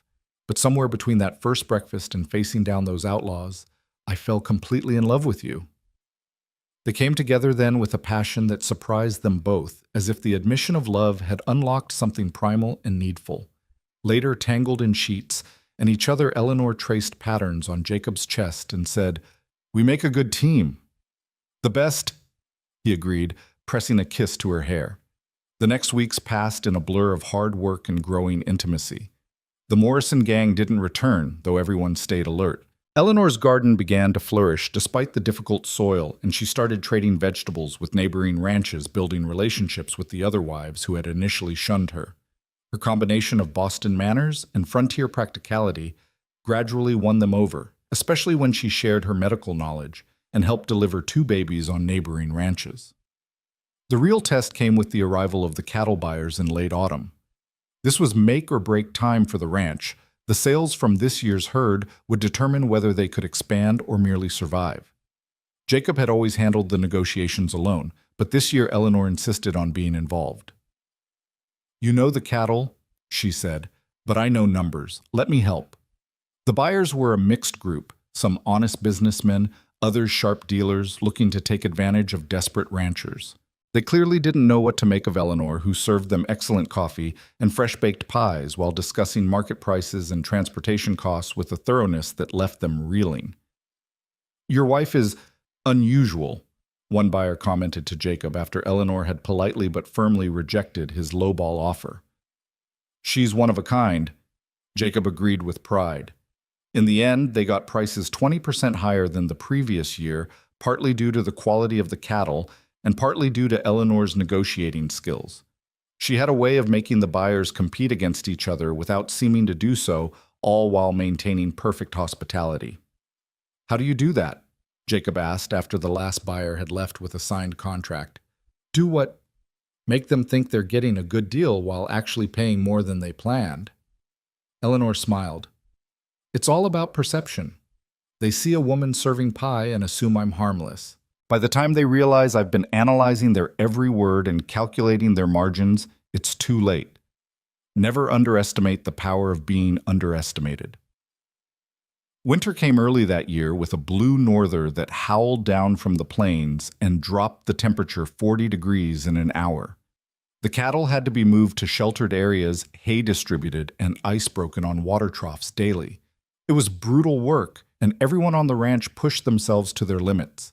Eleanor worked alongside the men without complaint, though Jacob noticed her growing thinner dark circles appearing under her eyes. When he expressed concern, she brushed him off. "We're all tired. When the weather breaks, we'll rest." But the weather didn't break. Storm after storm battered the ranch, and they lost several cattle despite their best efforts. One particularly vicious night with sleet driving sideways and the temperature well below freezing, one of the pregnant cows went into distress. Eleanor and Jacob spent hours in the barn, fighting to save both mother and calf. "The calf is turned wrong." Eleanor set her hands inside the cow, trying to reposition the baby. "I can't quite... there..." The calf finally slid free, but it wasn't breathing. Without hesitation, Eleanor cleared its airways and began rubbing its chest vigorously, breathing into its nostrils. For long moments, nothing happened. Then suddenly the calf gasped, shuddered, and began to breathe. "You did it!" Jacob breathed, but when he looked at Eleanor, she was swaying on her feet. "I'm fine," she said, then promptly collapsed. Jacob caught her before she hit the ground, his heart hammering with fear. She was burning with fever, her skin clammy and pale. He carried her to the house, shouting for Sam to ride for the doctor despite the storm. The next days were a nightmare. Eleanor's fever raged while the storm continued to batter the ranch. The doctor, when he finally arrived, looked grave.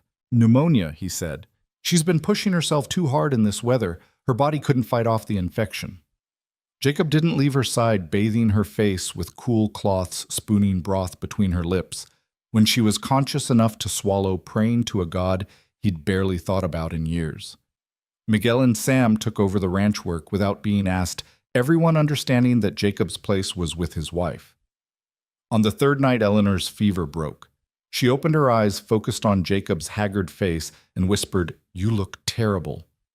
He laughed through his tears, gathering her carefully into his arms. "You nearly died." "But I didn't," she said weakly. "Too stubborn, remember." "Don't ever do that to me again," he said roughly. "I can't lose you, Eleanor. I can't go back to the life I had before you." "You won't have to," she promised, though her voice was barely a whisper. "We're partners, remember? For better or worse. The recovery was slow. Eleanor chafed at being confined to bed. But Jacob was implacable. He brought her books from her trunk, sat with her in the evenings, reading aloud, and generally drove her crazy with his hovering. "I'm not made of glass," she protested one afternoon when he wouldn't let her get up to make dinner. "No, you're made of flesh and blood, and you nearly worked yourself to death," Jacob replied firmly. "You're staying in that bed until the doctor says otherwise." "This is ridiculous. The ranch needs you healthy," Jacob interrupted. "Miguel and Sam and I can handle the work. Your job right now is to get well." Eleanor glared at him, but there was affection in it. "When did you become so bossy?" "When I married a woman who doesn't know her own limits," Jacob replied, kissing her forehead. "Now rest." As winter slowly gave way to spring, Eleanor gradually regained her strength. By the time the wildflowers began to bloom across the prairie, she was back to her old self. Though Jacob noticed she was more careful now, more willing to rest when tired. The garden she'd planted began to show promise, green shoots pushing through the soil she'd enriched with compost and carefully irrigated. The ranch's finances were stable thanks to the good cattle sales, and they were even able to hire another hand to help with the expanding herd.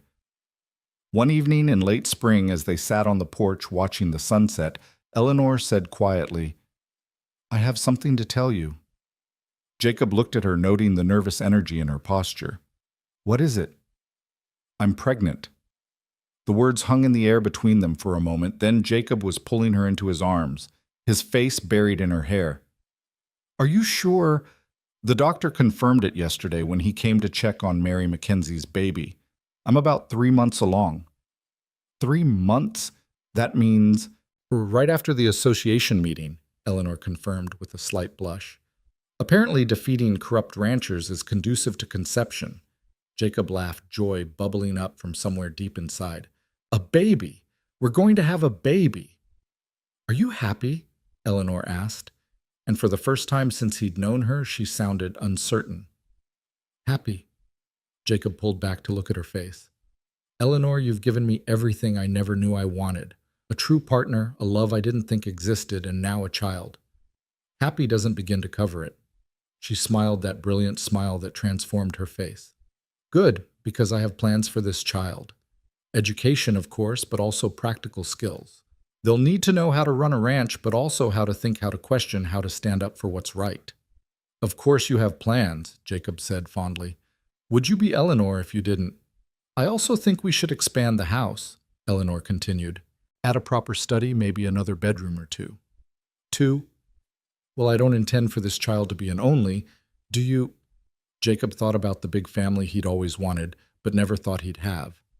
"No, I don't." "Then we'd better start planning," Eleanor said practically. "And Jacob, I want to teach our children that they can be whatever they choose regardless of what society expects. If we have daughters who want to work cattle or sons who want to study poetry, we'll support them. Even if it causes talk." Eleanor looked out over their land, the ranch they'd built together through blood and sweat and tears. "Especially if it causes talk. We've proven that doing things differently can work. Our children should have that same freedom."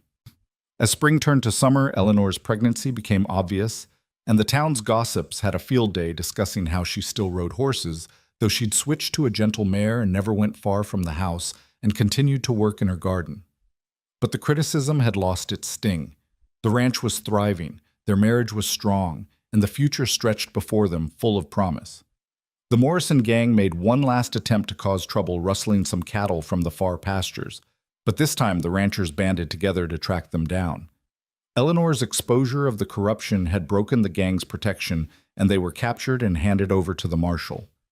Jack Morrison was hanged for his crimes, and his cousin Thomas left the territory in disgrace. As Eleanor grew larger with child, she also grew more beautiful in Jacob's eyes. There was something magnificent about her carrying their baby while still maintaining her fierce independence. She modified her trousers to accommodate her expanding belly and continued to scandalize the town by refusing to go into confinement as proper ladies were expected to do. "I'm pregnant, not ill," she said when Mrs. Pritchard made another attempt to shame her into proper behavior. "Fresh air and moderate exercise are good for the baby." Mrs. Pritchard had never quite recovered from Eleanor's initial defiance, But she'd been forced to acknowledge that the Turner Ranch was too successful to ignore. When Eleanor donated money to repair the church roof and organized a school fund for the town's children, even the social maven had to admit that perhaps there was more than one way to be a lady. One hot summer day, as Eleanor worked in her now flourishing garden, she felt the first pains. Jacob was in the far pasture, but Sam was close by and rode for the doctor immediately. By the time Jacob arrived, Eleanor was in full labor, gripping the bedposts and using language that would have made the cowboys blush. "This is considerably less pleasant than conceiving the child," she panted between contractions. Despite his fear, Jacob laughed. "Only you would make jokes while in labor." "It's either that or shoot something," Eleanor replied, then groaned as another contraction hit. The labor was long and difficult, stretching through the night and into the next day. Jacob stayed by her side throughout, letting her crush his hand during the worst of it, wiping her face with cool cloths, whispering encouragement when she flagged. Finally, as dawn broke on the second day, their daughter was born, small but healthy, with Eleanor's green eyes and Jacob's dark hair. Eleanor held her with an expression of wonder, all her usual sharp edges softened by maternal love. "She's perfect," she whispered. "She's going to be just like her mother," Jacob said, touching the baby's tiny fist. "God help us all." Eleanor laughed weakly. "Would that be so terrible?" "Terrible, no. Terrifying, absolutely, but also wonderful." They named her Hope, partly for the future she represented, and partly because Eleanor said any child born into their chaotic life would need all the hope she could get. As Eleanor recovered from the birth, the ranch community rallied around them. Women who had once shunned Eleanor now brought food and offered advice. The ranch hands carved toys for the baby, and Miguel's wife made beautiful blankets. Even Mrs. Pritchard came to call, bringing an elaborate christening gown that had been in her family for generations. "For the baptism," she said stiffly, then softened slightly as she looked at the baby. "She's beautiful, Mrs. Turner. You must be very proud." "We are," Eleanor said simply. "Thank you for the gown. It's lovely." It was the closest thing to a truce they'd ever achieve, but it was enough. Hope's baptism became the social event of the season in Sweetwater, not because Eleanor had planned it that way, but because the entire town seemed determined to witness the formal presentation of the child who'd been born to their most unconventional couple.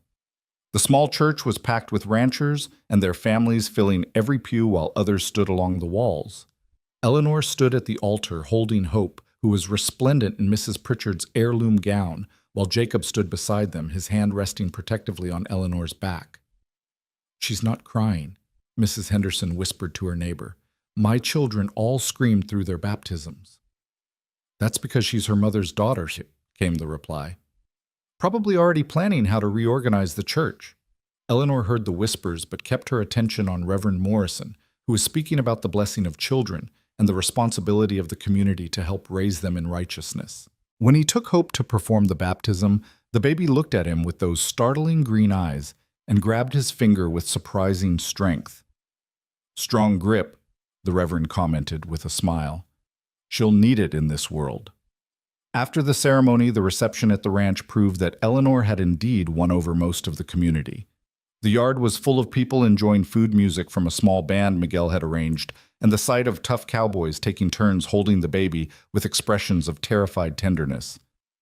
"Never thought I'd see the day," Tom Mackenzie said to Jacob, gesturing at the gathering. "Your wife has managed to unite this town in a way nobody else could have." "She has a talent for the impossible," Jacob agreed, watching Eleanor move through the crowd, somehow managing to hold conversations, direct the food service, and nurse Hope discreetly in the corner of the porch. As the sun began to set and the guests started departing, Eleanor found herself alone with Mary Mackenzie, Tom's new wife, who'd arrived from Kansas just months before. "How do you do it?" Mary asked quietly. "How do you balance everything? The ranch work, the house, the baby, dealing with all these people who judge your every move?" Eleanor adjusted Hope in her arms, considering the question. "I don't balance it, not really. Some days the ranch wins, some days the baby wins, some days I lock myself in the bedroom and cry from exhaustion. But Jacob and I are partners in all of it, and that makes the impossible merely difficult." "Tom's wonderful," Mary said, "but he still expects me to stay in the house to be a proper wife." And what do you want to be? Eleanor asked gently. Useful, Mary said immediately, then looked surprised at her own vehemence. I want to contribute more than just meals and clean clothes. Eleanor smiled. Then start small. Learn the ranch accounts. Men rarely object to their wives handling the boring paperwork. Once you understand the business, you can start making suggestions. Before long, you'll be indispensable. Won't Tom object? Maybe at first, but if you're improving his life and his business, he'll come around. And if he doesn't? Eleanor's smile turned sharp. You know where to find me.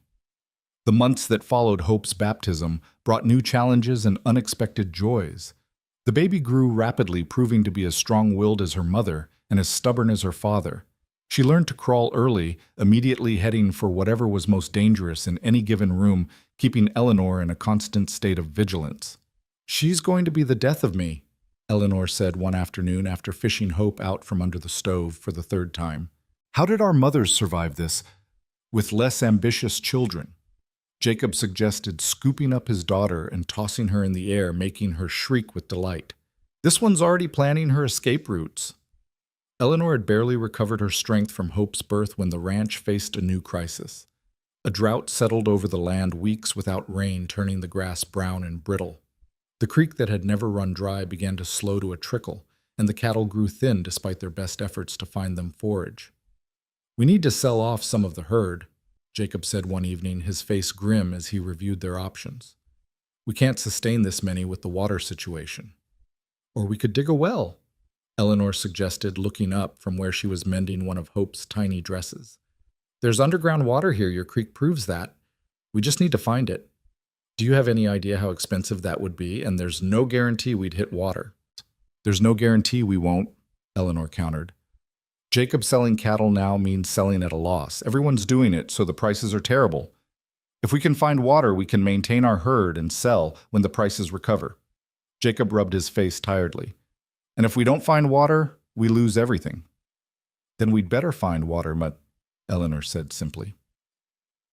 The next day, she rode out with Miguel, studying the land with new eyes.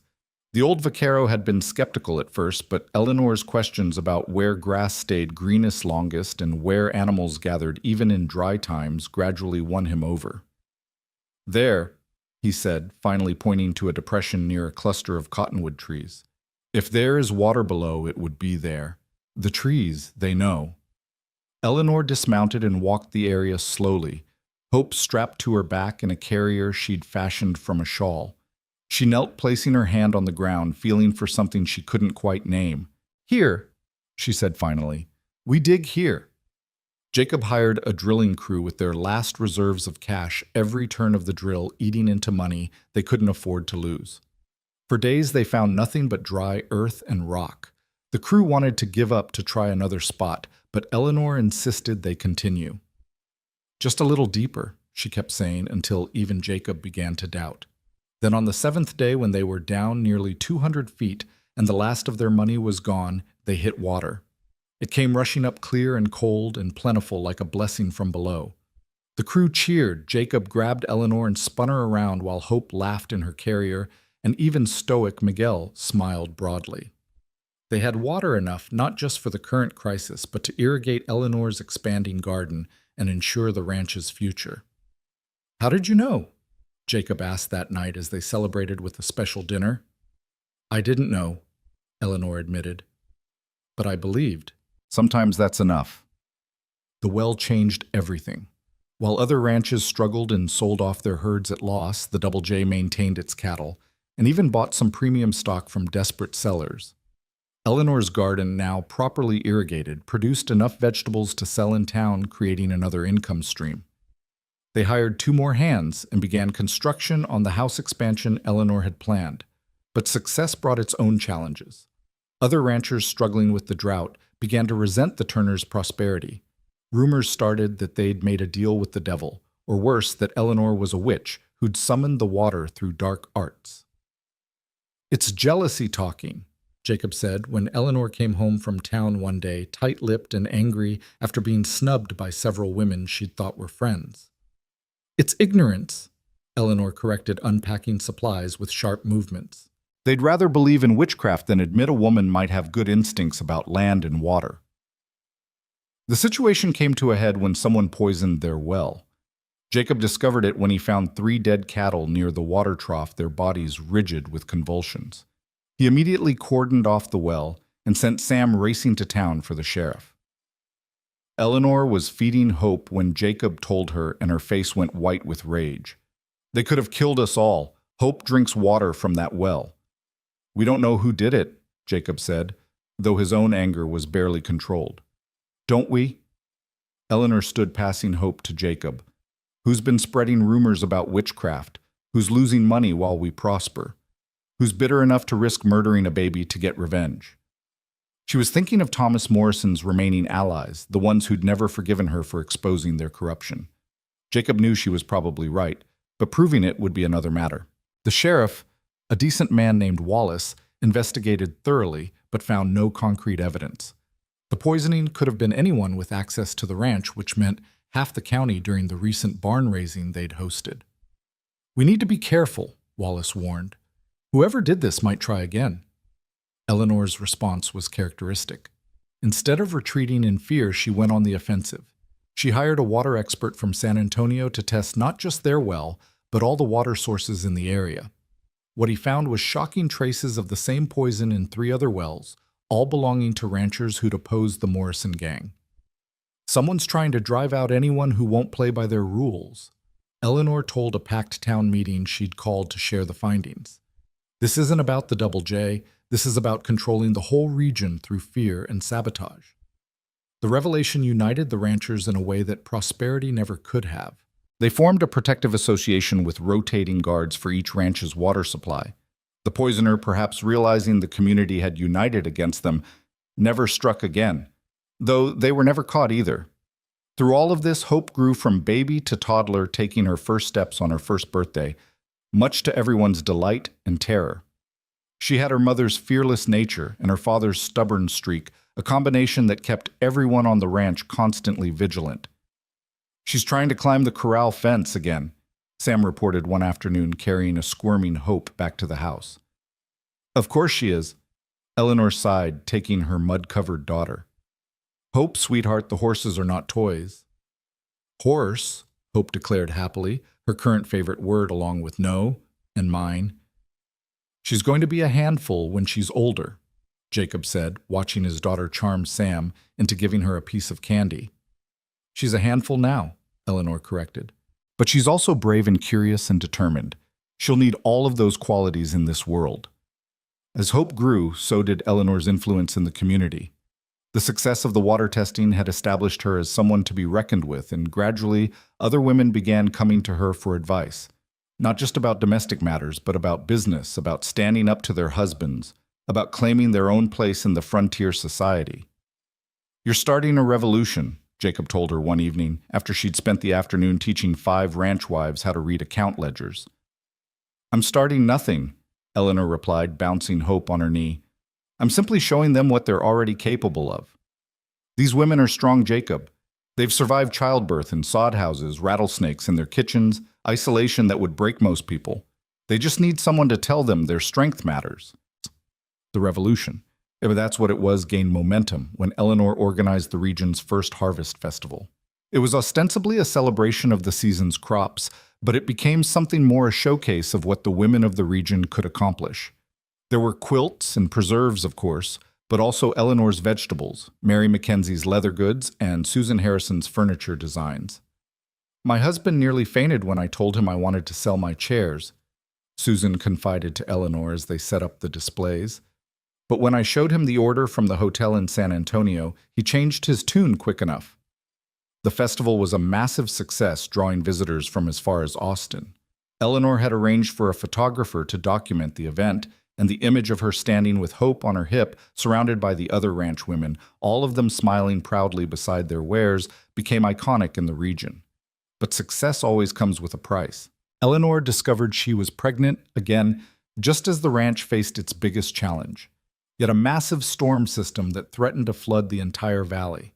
The creek that had been their lifeline was now a raging torrent, and the new well was in danger of contamination from runoff. We need to move the cattle to higher ground, Jacob said, studying the darkening sky. All of them immediately. That's 300 head, Miguel pointed out. We'll need every hand, and even then, we'll do it, Eleanor said firmly, already reaching for her rain slicker. We have to. Eleanor, no, Jacob said immediately. You're pregnant. You can't. I can and I will, she interrupted. We need every available person, and I can still ride. I'll take the drag position away from the main danger. They argued briefly but intensely, but Eleanor won as she usually did when she'd made up her mind. As the first fat raindrops began to fall, every person on the ranch, including Eleanor with Hope, secured at the house with Miguel's wife, rode out to move the herd. The work was nightmarish. Rain fell in sheets, turning the ground to mud that sucked at the horses' hooves.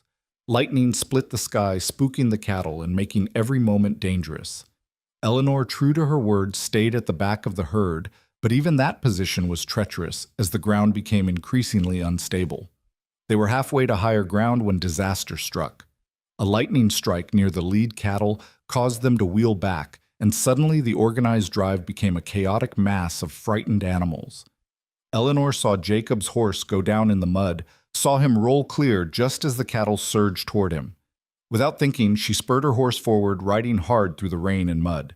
She reached Jacob just as the first cattle arrived, hauling him up behind her as she'd once done with Sam. But this time there was nowhere to go. They were surrounded by panicking animals. The rocks, Jacob shouted in her ear, pointing to an outcropping barely visible through the rain. Eleanor turned her horse toward it, the animal responding to her desperate commands despite its own fear. They made it to the relative safety of the rocks, just as the main body of the herd thundered past, close enough that Eleanor could feel the heat of their bodies. When the chaos finally ended, when the cattle had been gathered and moved to safety, Jacob and Eleanor stood in the rain, holding each other, both shaking from the close call. You saved my life, Jacob said against her wet hair. Again. We saved each other, Eleanor corrected, then gasped and doubled over. Eleanor? The baby, she managed through gritted teeth. Something's wrong. The ride back to the house was a nightmare of a different kind. Eleanor clung to consciousness as Jacob rode hard through the storm, shouting for Miguel to fetch the doctor. By the time they reached home, she was pale and bleeding, her body trying to expel the child too soon. The doctor worked through the night with Jacob pacing outside the bedroom door and Hope crying for her mother. When dawn finally broke, the storm had passed, but Eleanor had lost the baby. She woke to find Jacob beside her, his face haggard with worry and grief. The baby, she asked, though she already knew from the pain in his eyes. Gone, he said roughly. But you're alive. That's what matters. Eleanor turned her face away, tears sliding silently down her cheeks. It was the first time Jacob had seen her cry since they'd met, and it broke his heart.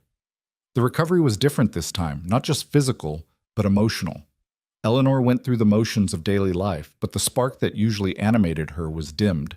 She held Hope closer but seemed distant, as if she was physically present but mentally elsewhere. She blames herself, Mary Mackenzie told Jacob when she came to visit. She thinks the riding the strain of the storm caused the loss.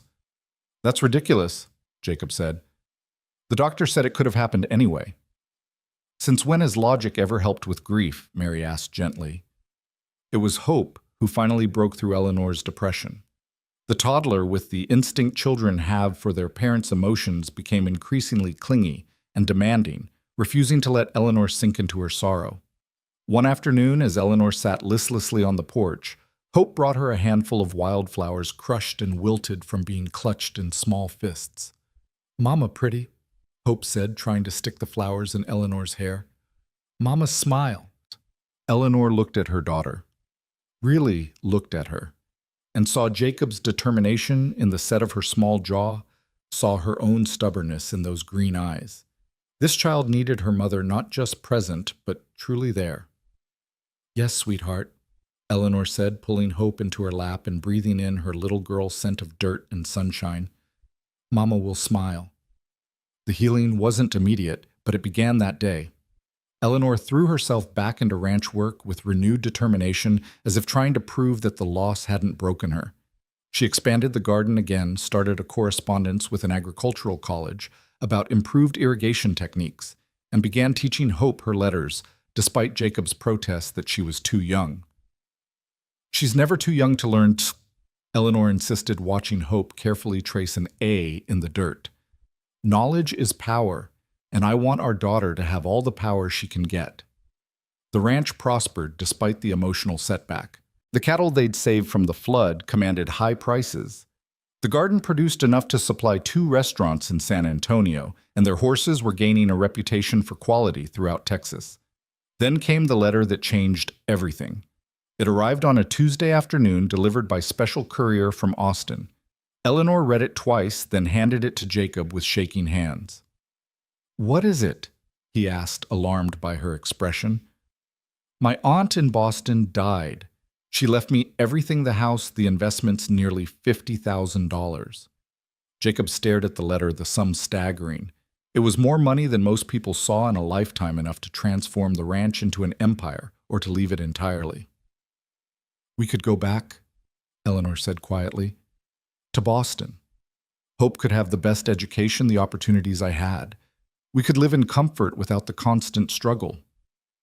Jacob felt his heart stop. After everything they'd built, was she really considering leaving?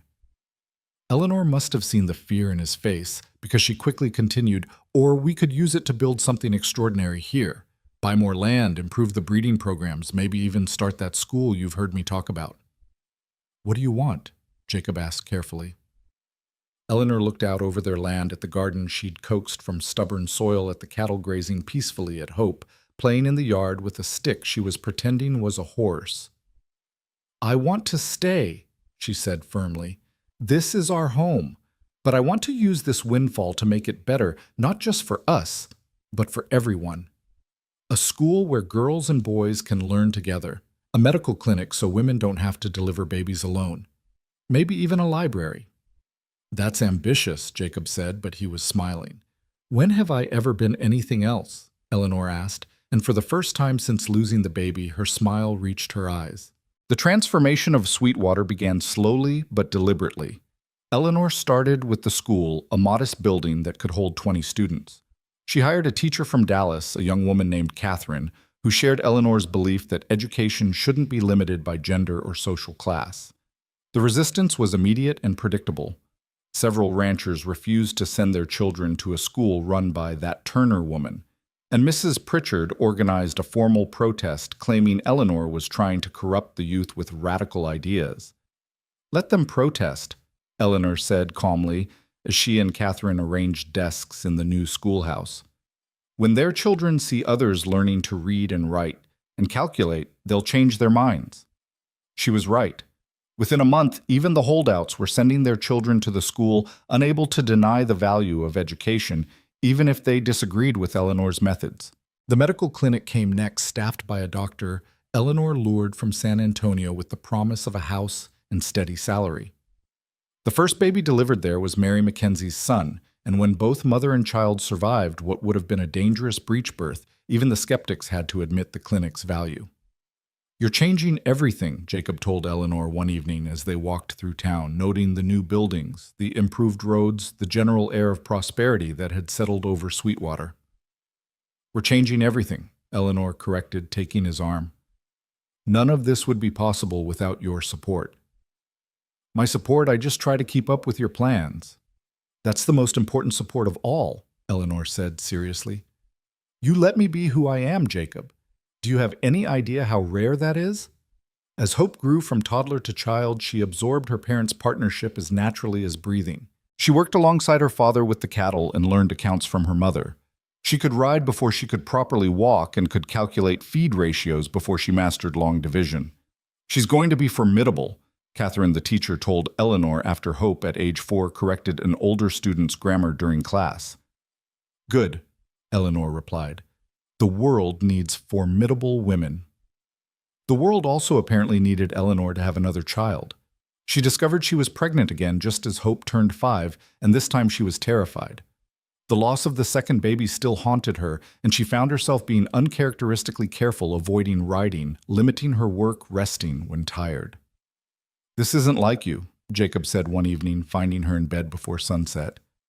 "I can't lose another one," Eleanor admitted quietly. I don't think I could survive it. Jacob sat beside her, taking her hand. Whatever happens, we'll face it together.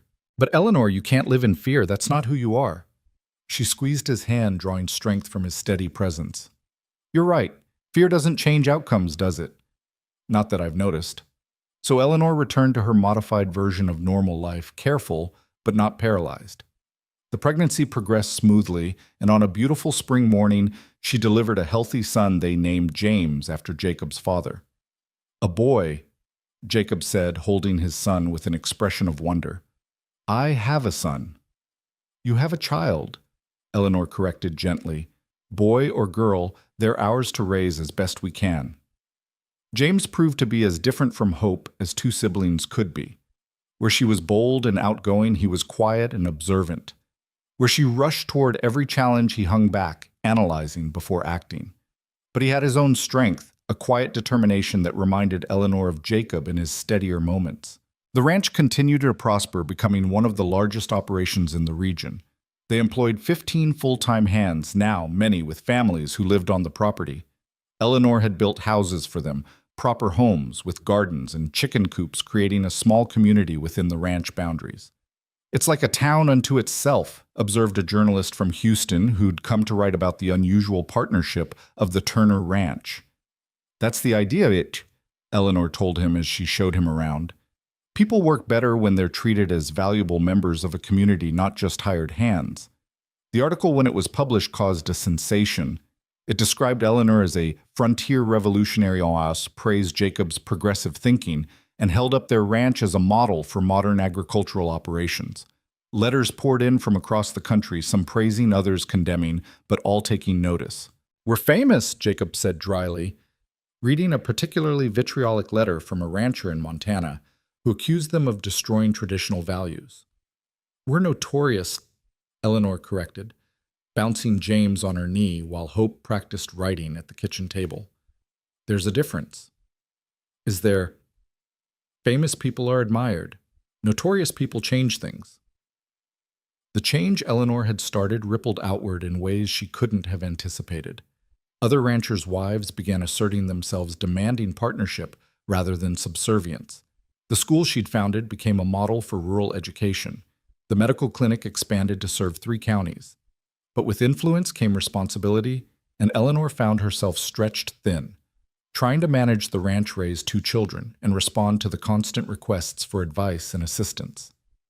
She was reviewing applications for a new teacher position when Jacob found her asleep at her desk, her head pillowed on her arms. You need help, he said when she woke. I have help. I have you. You need more help, Jacob insisted. What about hiring an assistant? Someone to handle correspondence and scheduling? Eleanor considered this. It would have to be someone special, someone who understands what we're trying to do here. That someone turned out to be Margaret Foster, a young widow from Chicago, who'd answered Eleanor's carefully worded advertisement seeking an assistant for unconventional ranch operation. Margaret was educated, efficient, and unfazed by Eleanor's various projects. I ran my husband's business after he died, Margaret explained during her interview, until his family forced me out because a woman shouldn't be in commerce. I'm tired of being told what women shouldn't do. Then you'll fit in perfectly here, Eleanor said, hiring her on the spot. With Margaret's help, Eleanor was able to expand her influence even further. They started a newsletter for ranch women sharing practical advice and subtle encouragement for independence.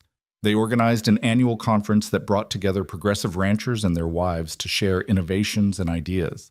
Hope, now 7, and James too grew up in this atmosphere of constant activity and innovation. Hope helped with the newsletter, her careful handwriting addressing envelopes to subscribers across Texas. James, though younger, showed an early aptitude for mechanics, fascinated by the new windmill Jacob had installed to pump water. He's going to be an engineer, Eleanor predicted, watching James carefully examine the windmill's gears. He's 2, Jacob laughed. Maybe let him be a baby a bit longer. But Eleanor was already envisioning futures for her children that went beyond the traditional paths society would expect them to follow. The years that followed proved Eleanor's predictions right in ways that even she couldn't have imagined. James did become an engineer, eventually designing irrigation systems that transformed agriculture across Texas. Hope became the first woman to manage a cattle operation in the state, running the Double J with a combination of her mother's innovation and her father's steady wisdom. But on this autumn evening in 1903, 20 years after Eleanor had stepped off that train in Sweetwater, all of that was still in the future. Jacob found Eleanor where he often did these days, sitting on the porch in the rocking chair he'd made for her 40th birthday, watching Hope and James race their horses across the near pasture. At 17, Hope rode with the same fearless grace her mother had shown at that age, while 12-year-old James followed with careful precision, calculating the best angle for each turn. "They're magnificent," Eleanor said softly, as Jacob settled into the chair beside her. "They're wild," Jacob corrected, but his voice was warm with pride. "Hope's been teaching James to shoot while standing on horseback." "A useful skill," Eleanor said mildly, though her eyes sparkled with amusement. "You never know when one might need to defend the ranch while performing circus tricks." Jacob laughed, reaching over to take her hand. 20 years of ranch work had weathered it, but to him it was more beautiful than the soft, pale hand he'd first held at their wedding. These hands had delivered calves, fired rifles at outlaws, built a school, held their children through fever and heartbreak, and transformed not just their ranch, but their entire community. "Do you ever regret it?" he asked suddenly. "Answering my advertisement. Coming to Texas."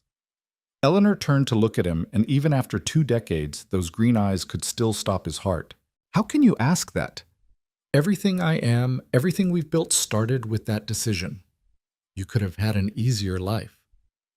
"I could have had a quieter life," Eleanor corrected, "but quiet was never what I wanted, even when I pretended otherwise." She squeezed his hand. "I wanted purpose, partnership, the freedom to be myself completely. You gave me all of that, Jacob Turner." "You took it," Jacob said. "I just tried not to get in your way." "You did more than that. You stood beside me when the whole town thought I was insane. You supported my wild schemes even when they risked everything. You let our daughter wear trousers and learn to shoot, and you're letting our son read engineering books instead of forcing him to focus only on cattle." "Well," Jacob said with a slow smile, "I learned early on that fighting a force of nature is pointless. Better to harness it instead." Hope and James had finished their race and were walking their horses back to the barn, arguing good-naturedly about who had actually won. Eleanor watched them with the satisfaction of a woman who had achieved something remarkable not through conquest but through partnership. "Mrs. Pritchard came to see me today," Eleanor said casually. Jacob groaned. "What does the old battle-axe want now?" "To apologize, actually." Eleanor's voice held wonder. "Her granddaughter wants to attend university to become a doctor. Mrs. Pritchard wanted to know how I'd raised Hope to be so confident, so capable. She said, and I quote, 'Perhaps I was wrong about some things.'" "Only some things. It's Mrs. Pritchard. We take victories where we can get them." They sat in comfortable silence, watching the sun paint the sky in shades of orange and pink that rivaled Eleanor's first sunset in Texas. The ranch spread before them, not just the original 2,000 acres, but 10,000 now, with innovative irrigation systems, a horse breeding program that supplied the U.S. cavalry and cattle that commanded premium prices from Chicago to New York. "I've been thinking," Eleanor said, using the tone that after 20 years still made Jacob both excited and nervous. "Should I be worried?" "Possibly." She turned to face him fully. "I want to write a book about our story, about what's possible when men and women work as true partners. Margaret thinks there would be great interest back east." "You want to tell everyone about the wife who wore trousers and shot at outlaws." "I want to tell everyone about the husband who let her," Eleanor said softly, "who saw her not as a threat to his authority, but as an asset to their shared dreams. That's the real revolution, Jacob. Not that women can do men's work, but that when we work together, we can build something neither could achieve alone." Jacob considered this, watching their children unsaddle their horses with practiced efficiency. Hope was showing James a better way to check the horse's hooves, and he was listening with respectful attention despite being naturally prideful. They'd learned partnership from their parents' example. "Write your book," he said finally. "Tell our story. Maybe it will help some other man realize that a quiet wife isn't nearly as valuable as a wild one. Eleanor laughed, that rich, genuine sound that still made his heart race. You know what the funny thing is? You did get what you asked for in a way. You wanted a wife who would make your life easier, and I have just not in the way you expected. How do you figure that your life is easier because you're not facing it alone? Every challenge, every triumph, every decision, we share them. That's the ultimate ease, Jacob, not the absence of difficulty, but the presence of partnership. As if to underscore her point, Hope called out from the barn. Papa Mama James found a problem with the windmill pump. They rose together, hands still linked, and walked toward their children. Eleanor no longer moved with the quick, aggressive energy of her youth, and Jacob's stride had slowed from years of hard work, but they moved in sync unconsciously, matching each other's pace. 20 years, Jacob murmured as they approached the barn. 20 years since you stepped off that train and ruined all my plans. Best thing that ever happened to you, Eleanor said cheekily. The absolute best, Jacob agreed, pulling her close for a kiss that made their children groan in embarrassment. As they worked together to fix the windmill, Hope holding the lantern, James explaining the mechanical issue. Eleanor suggesting a solution and Jacob implementing it, the truth of their life together crystallized. They had started as strangers seeking practical solutions to loneliness and survival. They had become something unprecedented in their time and place, true partners in every sense of the word. Later that night, as they prepared for bed in the room they'd shared for 2 decades, Eleanor said, I never told you what I first thought when I saw you at the train station. What? I thought, this man has no idea what he's gotten himself into. Jacob laughed, pulling her into his arms. You were right. I wanted a quiet wife to complete my predetermined life. Instead, I got you, and you created a completely different life, one I couldn't have imagined but can't imagine living without. No regrets? Eleanor asked, echoing his earlier question. Only one, Jacob said seriously. Eleanor pulled back to look at his face, concerned. What? I wish I'd sent for you sooner. She smiled, that brilliant expression that had first undone him and continued to light his world. We found each other when we were meant to, Jacob Turner. Any sooner, and we might not have been ready for what we could become together. Outside, a coyote howled across the Texas prairie, wild and free and utterly untamed. Inside, 2 people who had built an empire on partnership, respect, and the radical notion that marriage could be a meeting of equals rather than a surrender of identity, fell asleep in each other's arms. The Double J Ranch would continue for generations, run by descendants who carried forward the legacy of partnership that Eleanor and Jacob had established.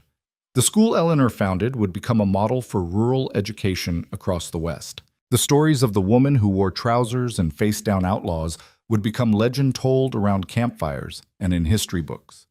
But in that moment, in the quiet darkness of their bedroom, they were simply Jacob and Eleanor Turner, the cowboy who'd wanted a quiet wife, and the wild woman who'd given him something infinitely better, a life worth living and a love worth fighting for. The last thing Jacob thought before sleep claimed him was what he'd realized that first morning when Eleanor had made breakfast for everyone. Some storms weren't meant to be weathered, but embraced. And Eleanor Hayes Turner had been the best storm that ever blew into his life, transforming the landscape of his existence into something magnificent.